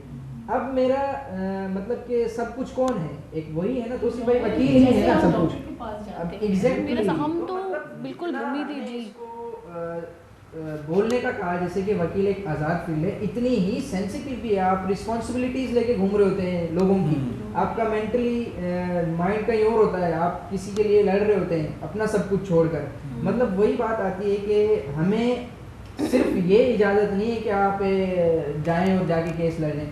सबसे पहले तो यही होता है कि आपको उस केस के बारे में नो हाउ होनी चाहिए, और फिर आप उसका केस डील कर रहे हैं, रिस्पॉन्सिबिलिटीज़ मैटर करती हैं। और अब हम बात कर रहे थे एजुकेशन के हवाले से स्टूडेंट्स की, तो सबसे जो मेजर फैक्ट है वो तो फाइनेंस का आता है। 5 साल तक आपको पेरेंट्स रिस्पॉन्सिबिलिटीज़ के साथ फाइनेंस भी सपोर्ट कर रहे होते हैं, एक्सपेंसिव भी सपोर्ट कर रहे होते हैं। मतलब आप 5 साल बाद जाकर फिर जाकर 2-3 साल प्रैक्टिस करते हैं, तब जाकर अर्निंग शुरू करते हैं। तब तकरीबन तब आपको तक- 8 से अब देखिए 9 ना, साल। वही रीजन आ रहा है जो इस हमें पीरियड में रिसेंटली स्टूडेंट्स के पास कितनी रिस्पॉन्सिबिलिटीज आती तो हैं, आप कितने लोगों इश्यूज ने आते कभी हैं। एक्शन लिया इस चीज़ पे? मैं इसी पे जैसे मैं अपनी सजेशन ही दे सकता हूँ। मतलब मैं यहाँ पे इसी हवाले से बात कर रहा हूँ कि जैसे मैंने कहा, इससे क्या बेनिफिट होगा जो हम बात कर रहे हैं कि 3 साल तक आप उसको अच्छे तरीके से पढ़ाएं, स्टडी करवाएं, उसके बाद जब आप उसको प्रैक्टिकल फील्ड में लेकर आ जाएंगे, अब अगर एक क्रिमिनल लॉयर बनना चाहता है एक बंदा, तो आप उसको डिप्यूट कर दें पुलिस स्टेशंस के अंदर।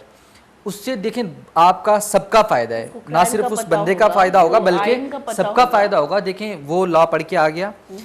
अब हमारे यहाँ पे पुलिस एजेंसीज के जो लोग होते हैं वो इतना लॉ से अवेयर नहीं होते हैं, क्योंकि कॉमन वो लॉ इतना ज़्यादा नहीं पढ़ते, वो रिलेवेंट लॉ पढ़ते हैं, ठीक है। तो अब यहाँ पे क्या है कि अगर वहाँ पे हम 5, 6, 7, 8 लड़के जो हैं वो जो क्रिमिनल लॉ पढ़ रहे हैं वो पुलिस स्टेशन में मौजूद हैं। कोई भी बंदा जिसकी ग्रीवेंसीज हैं वो आया आपके पास एफआईआर के लिए, किसी भी चीज़ के लिए, वो उसका मसला सुनेंगे, वो देखेंगे कि लॉ हमारे पास क्या है। लॉ ये कहता है कि हाँ इस बंदे की रेमेडी अवेलेबल है, तो वो पुलिस को गाइड करेंगे कि हाँ हाँ आप इसको ये रेमेडी अवेल कर दें। अब इससे क्या हो रहा है, वो खुद बच्चा भी सीख रहा है, जो बंदा जिसके ग्रीवेंसीज हैं वो थाने में आया, उसका मसला भी हल हो रहा है, पुलिस को भी असिस्टेंस हो रही है, और मतलब तीनों फील्ड में चीज़ें उसका काम भी हो रहा है, फील्ड में भी काम हो रहा है। अच्छा, इससे आगे क्या होगा, अब इसी तरह फैमिली लॉज है, फैमिलीज के इश्यूज हैं। आप क्या करें, हर इलाके में ऑलरेडी भी हमारे पास लॉ मौजूद है कि हर इलाके में यूनियन काउंसिल होती है। तो जो बच्चे फैमिली लॉ सीखना चाहते हैं, जो लेडीज़ हैं स्पेशली फीमेल, उनको आप एक टीम बनाएं एक फैमिली लॉ की, और वहाँ पे डिप्यूट कर दें उनको उस एरिया के अंदर। वो क्या करें, 3 साल के बाद अपनी वो प्रैक्टिस शुरू कर दें। 2 महीने 4 महीने वो सारी प्रैक्टिकल चीज़ें सीख जाएंगे। उसके बाद वो क्या करें, आहिस्ता आहिस्ता फिर अप्लाई करना शुरू कर दें लास्ट ईयर के अंदर। 1 साल उनको आप प्रैक्टिस करवाएं, और यूनिवर्सिटी में ही रहते हुए फिर आप उनसे 1 साल की इंटर्नशिप कराएं, जो कि स्टिपेंड के साथ होनी चाहिए। जो एक्सपेंसेस की बात कर रहे हैं, फाइनेंस वाली बात कर रहे हैं कि 4 साल तक बच्चे ने 3 साल बच्चे ने अच्छे से पढ़ा, 1 साल उसने एक्सपीरियंस किया। अब क्योंकि वो फ्रेश भी नहीं है, क्योंकि उसने चीज़ें सीख ली हैं बहुत सारी, तो अब वो अगर कंपनी में भी होगा, थाने में होगा, या फैमिली मैटर रिजोल्व करागा, तो उसके पास एक्सपर्टीज अवेलेबल होगी, शऊर काम करता जाएगा डेफिनेटली। तो वो क्या करेगा, आप उसको ज़्यादा नहीं, इतना स्टिपेंड देना शुरू कर दें कि वो इंडिपेंडेंटली उस चीज़ से करना शुरू कर दें। मालिक में बच्चों को प्रैक्टिकल कराया जाता है, एग्जैक्टली यही होता है बच्चों को, और बच्चों को कानून सिखाया जाता है, प्रैक्टिकल वे में उनको बताया जाता है। आइन बनाया किस वजह से गया था कि मुल्क कैसे चलेगा, मुल्क मतलब कैसे मकसद तो हमारा यही है ना कि आइन बनाने का कि मुल्क कैसे चलता है। और फिर वो जो फंडामेंटल राइट्स दिए जाते हैं कॉन्स्टिट्यूशन में, वो दिए इसी वजह से जाते हैं कि आप लोगों को अपने राइट्स का मालूम हो। जब तक आपको अपने राइट्स का मालूम नहीं होगा, आप अपने लिए आवाज़ नहीं उठा सकते। अच्छा, ये चीज़ तो हमारे असातिज़ा पे भी आती है कि वो हमें स्कूल्स या कॉलेजेस में, चाहे वो लॉयर हैं या नहीं है, लेकिन एक सेशन ऐसा हो जो है कि हमें एज ए स्टूडेंट बताया जाए कि आपकी बुनियादी, यानी कि एक फ़र्दी बुनियादी राइट्स क्या हैं, ताकि हम जो है हमारे बच्चे जो है वो आहिस्ता आहिस्ता कानून के मुताबिक अपने ज़हनशीन करके बड़े हो जाए। अच्छा, इसके अलावा चलिए ये तो बहुत बुनियादी चीज़ है कि होना चाहिए इस चीज़ का, क्योंकि हम बेसिकली इस फील्ड पे डिपेंड करते हैं। बिल्कुल, यही टोटल हम इस फील्ड पे डिपेंड हर करते चीज़ का कनेक्शन एट द एंड जो है ना आपके लॉ से हमारे हकाइक जो बेसिक है सारी, मतलब तर्ज ज़िंदगी के लिए बेसिक चीज़ हकूक़ होते हैं। बिल्कुल, बिल्कुल। हमारे हकूक़ हमें मालूम नहीं, और हमारे हकूक़ के लिए जो इदारे हैं, उन इदारों में जो लोग हैं, जो उनके वर्कर्स हैं, काम करने वाले हैं, उनको इस तरह से ट्रेन किया जाए कि वो हमारे लिए आसानी काम करें और ना कि हम ऐसे बंदे के पास जाएं जो अभी लॉ पढ़ के आया है और हमें मालूम नहीं है और हम उसके लिए वो बेचारा भी तो ट्रेन नहीं है। उसका भी वही बात हो गई ना कि उसका कसूर नहीं है ना, क्योंकि वो अगर 5 साल पढ़ के आया तो वो प्रैक्टिकल तो बिल्कुल अच्छा, यहाँ से होगा। फिर मैं माजरत के साथ कहती हूँ कि हमारा जो एजुकेशनल सिस्टम है वो बहुत ज़्यादा वीक है, तवज्जो की ज़रूरत है। प्रैक्टिकली बड़ा हम कम है, इकोनॉमिकली लॉस हो रहा है कंट्री का, बहुत जिस तरह से हम बैकवर्ड होते जा रहे हैं। अब तो नॉर्मल फैमिलीज के लिए भी इशू हो गया है स्टडी करवाना अपने स्टूडेंट्स को, यही बड़ा सबसे इशू है। बिल्कुल, फाइनेंस आकर सब कुछ खत्म कर देता है। एक आम बंदा जो एक लेबरर है या कोई भी है, उसका बच्चा तो जो है ना कॉलेज यूनिवर्सिटी तक जा ही नहीं सकता। अच्छा, मैं एक छोटी सी बात बताती हूँ, जो बड़े बड़े स्कूल हैं उसमें भी तरबियत नहीं की जा रही। आपको सिर्फ सब्जेक्ट पढ़ाए जा रहे हैं, आपको सिर्फ और सिर्फ आपके जो आपका एक क्या कहते हैं मतलब एक टाइम टेबल है वो कंप्लीट किया जा रहा है। हाँ, कोई और स्कूल्स को बनाए जाए सिर्फ बिजनेस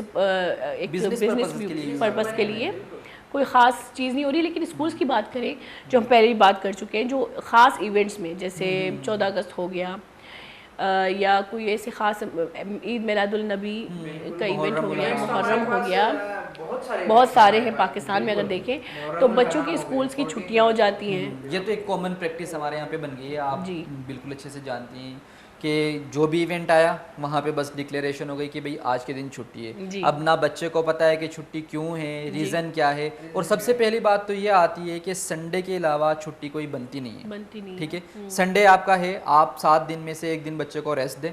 इसके अलावा जो आपने ये नेशनल हॉलीडेज़ बनाए हुए हैं जितने भी, बिल्कुल होने चाहिए और ये बहुत अच्छी बात है, लेकिन इनका ये हरगिज़ मतलब नहीं है कि आप मुहर्रमुल हराम है तो आपने उसको छुट्टी कर दिया। अच्छा, मजदूर डे में हमें नहीं पता कि मजदूर डे क्या है, बच्चे घर में बैठ जाते हैं, उनको पता ही नहीं कि ये डे क्यों मनाया जाता है। अब अब्रॉड में क्या होता है कि अगर लेबर डे आता है तो लेबर डे में वो तमाम मिनिस्टर्स, वो लोग वो जाके बाकायदा मजदूरी करते हैं। एक कंट्री का तो मैं रिसर्च पेपर पढ़ रहा था, इवन वहाँ के प्राइम मिनिस्टर, प्रेसिडेंट, मिनिस्टर्स एक दिन लाजमी जो है ना साल में जाके खेतों में मजदूर ये वो इस तरह के काम करते हैं ताकि उनको रियलाइज हो कि ये लोग भी काम कर रहे होते हैं। अब बच्चे देख के कितना सीख लेंगे। देखिए, ये तो इंसान की नेचर है कि जब तक हम प्रैक्टिकली चीज़ों को नहीं देखते हम नहीं सीखते। हम बोलने से ज़्यादा, वो कहते हैं ना कि action speaks louder than words, तो जो हम देख रहे होते हैं उसको बहुत ज़्यादा एडॉप्ट करते हैं। तो मेरी एक ये रिक्वेस्ट भी है, जितने भी हमारे एजुकेशनल इंस्टीट्यूशन है या जितने भी इदारे हैं, गवर्नमेंट इंस्टीट्यूशन या प्राइवेट है, कि आप बिल्कुल इन डेज़ को सेलिब्रेट करें, बजाय इसके कि आपने उस दिन को छुट्टी डिक्लेयर किया और घर पे हम सो रहे होते हैं, हमें पता ही नहीं होता है कि दिन का इसका मकसद क्या है। या अब 14 अगस्त कितनी इंपॉर्टेंस का दिन है कि हमने एक मुल्क हमारा आज़ाद हुआ है, हम कैसे इसको सेलिब्रेट करें, इसमें बाकायदा इवेंट्स होने चाहिए, हिस्ट्री होनी चाहिए और बच्चों को मोटिवेट करना चाहिए कि भाई देखें आज हमें 75 साल हो गए तो 75 साल में हमने क्या खोया और क्या पाया।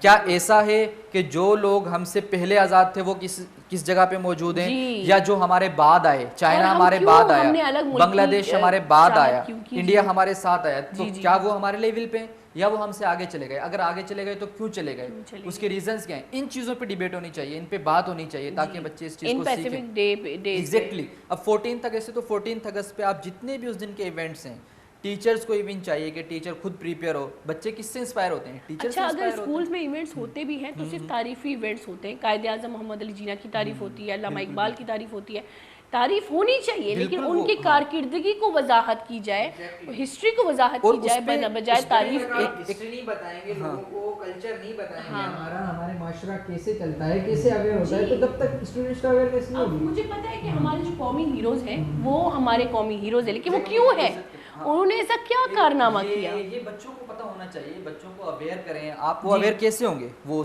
इसी तरह से अवेयर होंगे कि आप उस दिन को उसको बुलाते हैं। इवेंट तो मेरे ख्याल से नहीं है, तो डेफिनेटली 14 अगस्त हो गया, हमारा मुहर्रमुल हराम हो गया, ईद मिलादुल नबी हो गया, हमारे नबी की तारीख बताई जाए, उनको अवेयरनेस किया जाए, इस्लाम के हवाले से और बच्चों को ट्रेन किया जाए कि देखिए अब मुहर्रमुल हराम है, सब्र का दर्स दिया जाता है आपको कि कितनी भी डिफ़िकल्ट सिचुएशन हो, आपने जो है ना स्टैंड बाय रहना है, खड़े रहना है, आपने साबित कदम रहना है, पीछे नहीं हटना है। तो चीज़ें जब आप तक बच्चों को बताएंगे नहीं, उनको पता नहीं होगा, तो ये इवेंट्स फिर ये तो एक आई थिंक इस तरह छुट्टी करना तो फजूल है।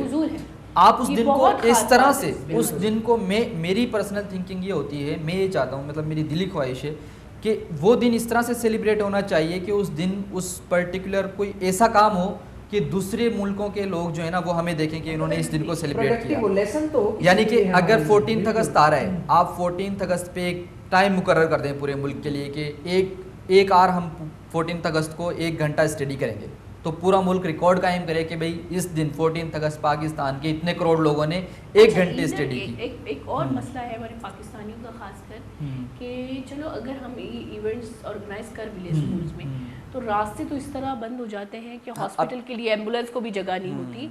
तो इस पे क्या कौन एक्शन अब लेगा? इस पे देखें ये दो अब ये तो बिल्कुल गैर कानूनी है। बिल्कुल ये दो बातें हो, ये बड़ी ज़बरदस्त बात की आपने जी। अगर हम ये कर देते हैं कि इन इवेंट्स को रोड की बजाय उन इंस्टीट्यूशंस में मनाएं जहाँ जहाँ वो बंदा काम करता है। अब मैं एक वकील हूँ, मैं रोड पे निकलने की बजाय ये सेलिब्रेशन कहाँ पे करूँ? कोर्ट के अंदर करूँ। जो बच्चे हैं वो कहाँ पे सेलिब्रेशन करें? स्कूल में करें। जब वो सारे लोग जो रोडों पे होते हैं, जब वो अपने अपने इंस्टीट्यूशन में इंगेज होंगे ऑलरेडी, तो आपके पास रोड भी खुले होंगे, हर चीज़ खुली होगी। और दूसरी बात जो आपने की, अगर फॉर सपोज ऐसा कोई कर रहा है कि कोई अपने इवेंट सेलिब्रेट कर रहा है, प्रोटेस्ट कर रहा है, ये बिल्कुल उसका राइट है, उसको करना चाहिए, दिखाना चाहिए, बट उन लोगों की भी सेफ्टी रखे, उन लोगों के राइट्स को भी जो है ना मद्देनज़र रखे कि जो लोग वहाँ से गुजरने वाले हैं, आपने सेलिब्रेशन करनी है, आपने कुछ भी करना है, हमारे पास पार्क्स मौजूद हैं, हमारे पास ग्राउंड्स मौजूद हैं। इसका तो नाम ले ले, चलो ये आज़ादी, हम लोग एक दूसरे की गाड़ियों को भी उलट देते हैं कि हम आज़ाद हैं, देखें ना। लेकिन जो खास इवेंट आते हैं जैसे पैगंबर सल्लल्लाहु अलैहि वसल्लम के नाम पे अगर कोई बात 12 रबीउल अव्वल की बात करें, तो वहाँ पे अब हम किसके नाम पे वो दिन मना रहे हैं? बिल्कुल बिल्कुल। नबी और लेकिन उसकी करीम तालीमात को सल्लल्लाहु नहीं अलैहि देख वसल्लम के रहे। अखलाक के नाम पे, और दूसरे जो एम्बुलेंस भी, उसको भी जगह नहीं मिल रही। अब वहाँ पे लोग, बंदा मर रहा है, उसको हार्ट अटैक हुआ है, उसको क्या पेन है, कुछ भी नहीं। यानी कि उसकी शख्सियत को हम फॉलो नहीं कर रहे हैं, हम सिर्फ उस दिन को फॉलो कर रहे हैं, हम सिर्फ दिखा रहे हैं। दिखावा बहुत पाकिस्तान में आ गया है। और मुझे अफसोस क्या होता है कि ये कानून हमारे मुहाफिजों के सामने होता है। बाज़ औक़ात में पाकिस्तान में कभी सोचती हूँ, आप लोगों को बोलना तो नहीं चाहिए, लेकिन मैं बोलती हूँ, मैं तो ये कहता हूँ बोलना चाहिए, जो गलत है उसको हमें अपने मुहाफिजों से डर लगता है। यही होता है डर। चाहे मैं कराची में रहती हूँ, चाहे मैं पंजाब में रहती हूँ, चाहे मैं सिंध में रहती हूँ, चाहे मैं बलूचिस्तान में रहती हूँ, पाकिस्तान में मुझे अपने मुहाफिजों से डर लगता है, क्योंकि मुझे नहीं पता कि मैं अपने मुहाफिजों के पास जाऊंगी, वो मुझे ही कहीं ना पकड़ ले। अगर मैं रास्ते में किसी की मदद करूंगी, मुझ पे ही केस आयद ना हो जाए। अगर मैं किसी पे केस करूंगी, मेरी ही तजलील ना हो। अगर खुदा ना खास्ता मैं बजाते औरत किसी रेप का शिकार हो गई या किसी तजलील का शिकार हो गई, अगर मैं जाऊंगी इंसाफ मांगने, तो मेरी और ज़्यादा ना मुझे बरहाना हालत में घर आना पड़े।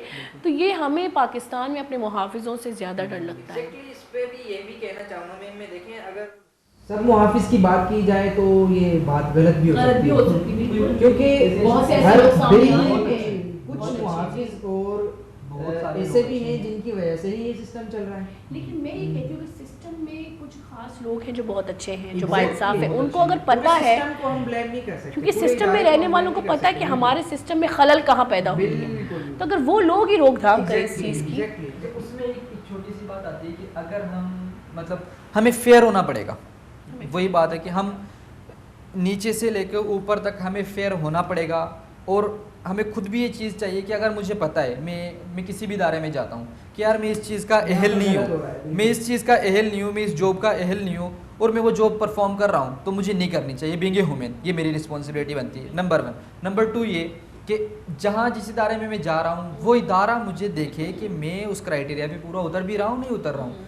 अब रीज़न जो आपने बताया कि कोई भी इदारा जहाँ हम जाते हैं हमें मिसडील किया जाता है, वो हमें प्रॉपर तरीके से डील नहीं कर रहे होते हैं। रीज़न क्या होता है कि आपने इनकॉम्पिटेंट लोगों को वो पोस्ट दी होती है। जब तक इनकॉम्पिटेंट लोग उस जगह पे मौजूद होंगे, वो आपको कभी भी हेल्प आउट नहीं करेंगे। माजरत के साथ बैठने की तमीज़ नहीं होती है। डेफिनेटली वो एक टांग ऊपर एक टांग नीचे, आपका ऑफिसर, गवर्नमेंट ऑफिसर, बिल्कुल। पता नहीं कितने ग्रेड का ऑफिसर जिसके पास मैं जाऊं, और उसको बैठने की तो क्या, वो गुटखा खा रहा होता है और मुझसे बात, मैं एक औरत हूँ, मुझसे तहजीब नहीं है उसकी बात करनी, कैलिबर नहीं है कि वो मुझसे बात कर सके, मैं एक वूमन हूँ, तो मैं उस इदारे फिर पे उससे हम क्या और एक्सपेक्टेशन क्या रखें? एक्सपेक्टेशन? यही बात है कि देखें ना, हमारे इदारों को, हमारे जो इंस्टीट्यूशंस हैं, उनको भी इस चीज़ पे गौर करना चाहिए कि जो लोग हम अपॉइंट कर रहे हैं, चाहे वो कोई सा भी इदारा है, चाहे पुलिस का इदारा है, क्योंकि पुलिस पे इस वजह से ज़्यादा हम बात कर रहे होते हैं कि पुलिस से ही हमारी सारी चीज़ें कनेक्शन है, क्योंकि सोशल हमारे इशू उन्हीं से हैं। मुझे कोई भी अगर कुछ कहता है, मुझे कोई मारता है, तो मैं डायरेक्ट ना वकील के पास जाऊँगा, ना जज के पास जाऊँगा, ना प्राइम मिनिस्टर के पास जाऊँगा,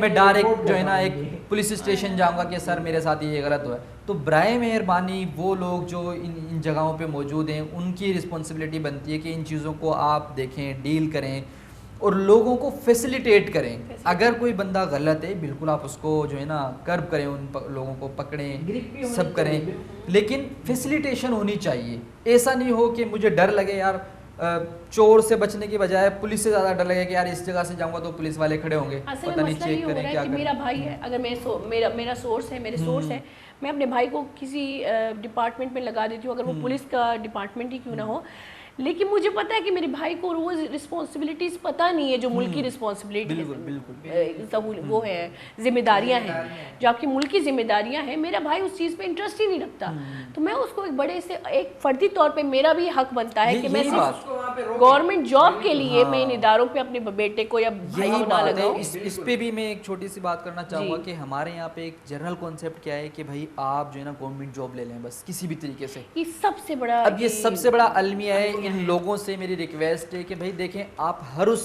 इंसान को अप्रिशिएट करें, चाहे वो ठेला लगा के कमा रहा है, चाहे मजदूरी करके कमा रहा है, प्राइवेट सेक्टर में जा रहा है, कहीं पे भी जा रहा है। आप ये ना कहें कि भाई गवर्नमेंट जॉब बेहतर होती है, ये है वो है। नो डाउट गवर्नमेंट जॉब, अच्छा 10-10 माजरत की मैंने सुना है कि पैसे दे देते हैं गवर्नमेंट जॉब लेने के लिए, इन्हीं पैसों से बिजनेस शुरू करें, लेकिन वही बात है कि जॉब बहुत बड़ी रिस्पॉन्सिबिलिटी, आप आम आवाम के लिए नौकर बन रहे हो, पहले आम आवाम के बुनियाद को तो समझें। आप उस माइंड सेट को खत्म करें कि आप अगर गवर्नमेंट जॉब तो ले लेते हैं, फिर हमारा माइंडसेट ये है कि गवर्नमेंट जॉब ले बादशाह बन गए, बिल्कुल आपने जाना नहीं है, आपको रिलैक्सेशन मिल जाती है, आप सुबह जाओ, देर से जाओ, लेट आओ, यानी कि गवर्नमेंट जॉब को हमने ऐसा माइंड सेट किया हुआ है कि आप रिलैक्स हो गए बिल्कुल। मैं आपको एक बात बताती हूँ, क्योंकि मैं अवामी बात कर रही हूँ, मैंने बहुत से ऐसे लोग देखे हैं, खुद मेरे माशरे में मैंने ऐसे लोग देखे हैं जो बाहर हैं लेकिन उनकी गवर्नमेंट जॉब है,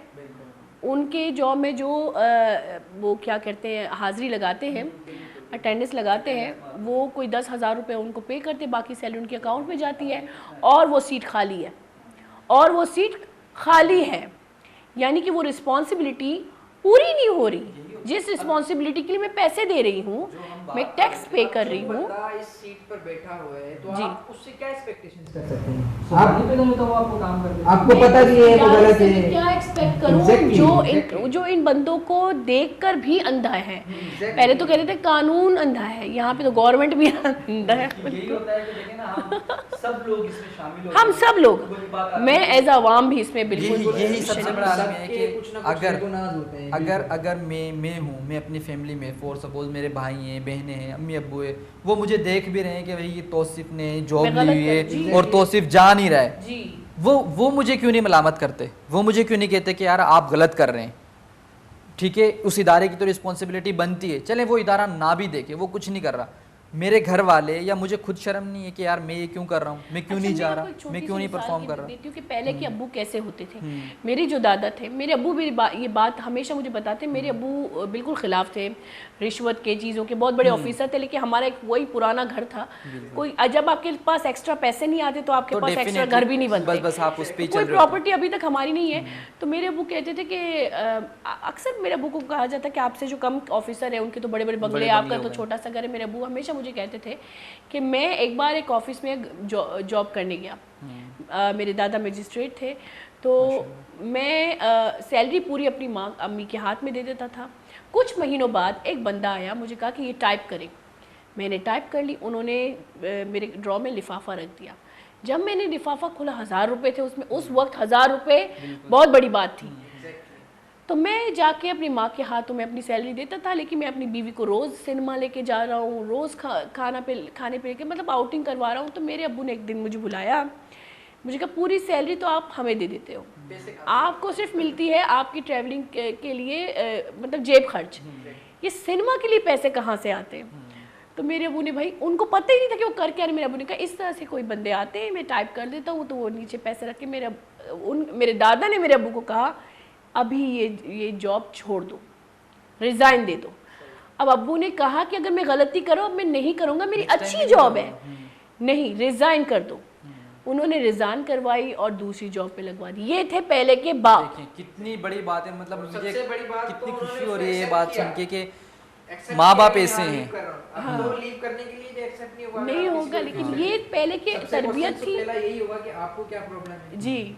मैं कर रहा हूँ, मेरी रिस्पांसिबिलिटी मैं जानूँ। मैं सबसे पहले तो यही क्वेश्चन होता है। हम अगर आप किसी को इस्लाह भी कर रहे हैं, किसी को अगर किसी को सही और गलत के बारे में भी बता रहे हैं, तो आजकल वो टाइम नहीं है। आप कोई क्रिटिसाइज कर देंगे, भैया आप कौन होते हैं हमारे मतलब सामने उसको ये interfere करने बताया वाले? गया कि यहाँ पे तुम हराम कर रहे हो, ये यहाँ गलत पे ये है। गलत है, और ये किसी के हक खा कर जब भी आप गलत काम करते हो किसी का हक उसमें डेफिनेटली यही होता है, बिल्कुल यही लेकिन होता ये है। पहले देखिए के माँ बाप थे कितनी अच्छी बात और है, आपके मुझे माँ बड़ी बाप खुशी को भाई हुई। पैसे आ जाए बस। पेस हाँ, देखिए इसमें माँ बाप, बहन भाई, सब वाइफ, रोल प्ले बच्चों, होता है, सबकी बिल्कुल। रिस्पॉन्सिबिलिटी है कि आप भी इन चीज़ों को देखें।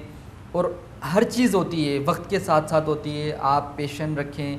अगर आपको लगता है कि आप एक जॉब में जो है ना 30-40 हज़ार कमा रहे हैं और आप जो है ना अपना घर नहीं चला पा रहे, आप जॉब क्विट करके अपना बिजनेस कर लें। मैंने अभी आप क्योंकि कुछ और काम कर लें। टाइम बचा है, मैं आप लोगों का मैसेज भी लेती हूँ। उससे पहले मैं एक मौलवी की मैं एक बयान सुन रही थी जो कि मुझे बहुत पसंद आई कि बीवी को भी अपने शौहर से पूछना चाहिए कि जो पैसे आप लाते हो, जो मुझे जेवर लत्ते ये कपड़े वपड़े देते हो, आपकी सैलरी तो इतनी, ये पैसे आते कहाँ से? बिल्कुल ये हमारी भी रिस्पॉन्सिबिलिटी कि हम अपने शोहरों को भी ज़्यादा बर्डन ना दें ताकि वो गलत कामों में मशगूल ना हो, क्योंकि हमारे मर्द हजरात ही सारे डिपार्टमेंट में बैठे हुए हैं, तो उनको हम रिलीफ दें।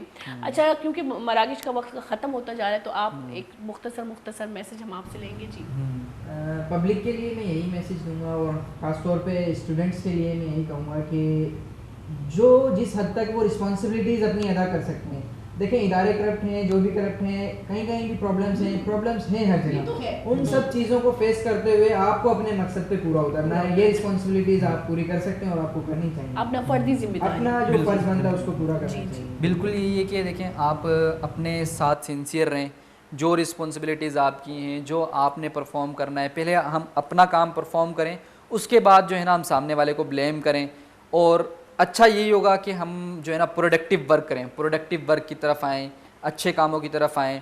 देखिए नेगेटिव भी हर जगह पे मौजूद है और पॉजिटिव भी, तो पॉजिटिविटी को अडॉप्ट करें, पॉजिटिव साइड पे जाएं। और लास्ट में जैसे भी आपने बात की कि बीवी को और घर वालों को भी पूछना चाहिए, तो इसमें सिंपल सी ये बात है कि आहिस्ता आहिस्ता से कुछ ऐसी चीज़ें करें कि बजाय इसके कि आपकी फैमिली मेम्बर में कोई एक बंदा अर्न कर रहा है, तो आप क्या करें, उनके जो है ना हेल्पिंग हैंड बने, उनके साथ हेल्पिंग हैंड बने, उनके साथ जो है ना ख्वाहिशात कम कर हाँ दें। ख्वाहिशात अपनी कम करेंगे। कि वो कहते हैं कि इंसान की जो ख्वाहिशात हैं वो बादशाह की भी पूरी नहीं होती हैं, और जो क्या कहते हैं ज़रूरियात जो है ना वो हर इंसान की भी पूरी हो जाती हैं। तो ये है कि ख्वाहिशात भी रखें, हर चीज़ रखें, लेकिन उसके मुताबिक काम भी करें, उसके मुताबिक अपनी जो है ना हार्ड वर्किंग करें।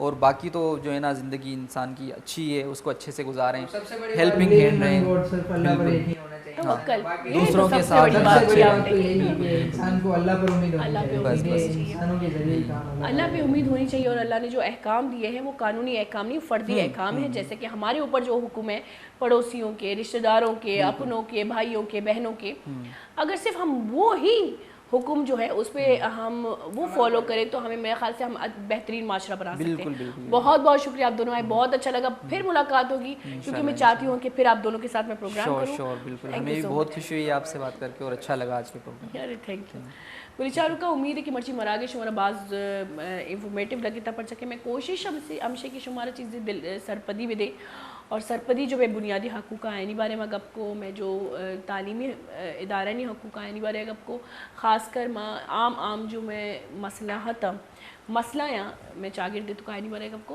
उम्मीद है कि शुमारा सरपदी हासिल भी जन चुकी मन लाती सरपदी जो अमशी मनी मना जमा हल्का बलोचर पे देता इजाज़त वती ख्याल बिकनती मात पे ख्याल अल्लाह मेहर बिकनता मन निम गंचनी अल्लाह मेहर।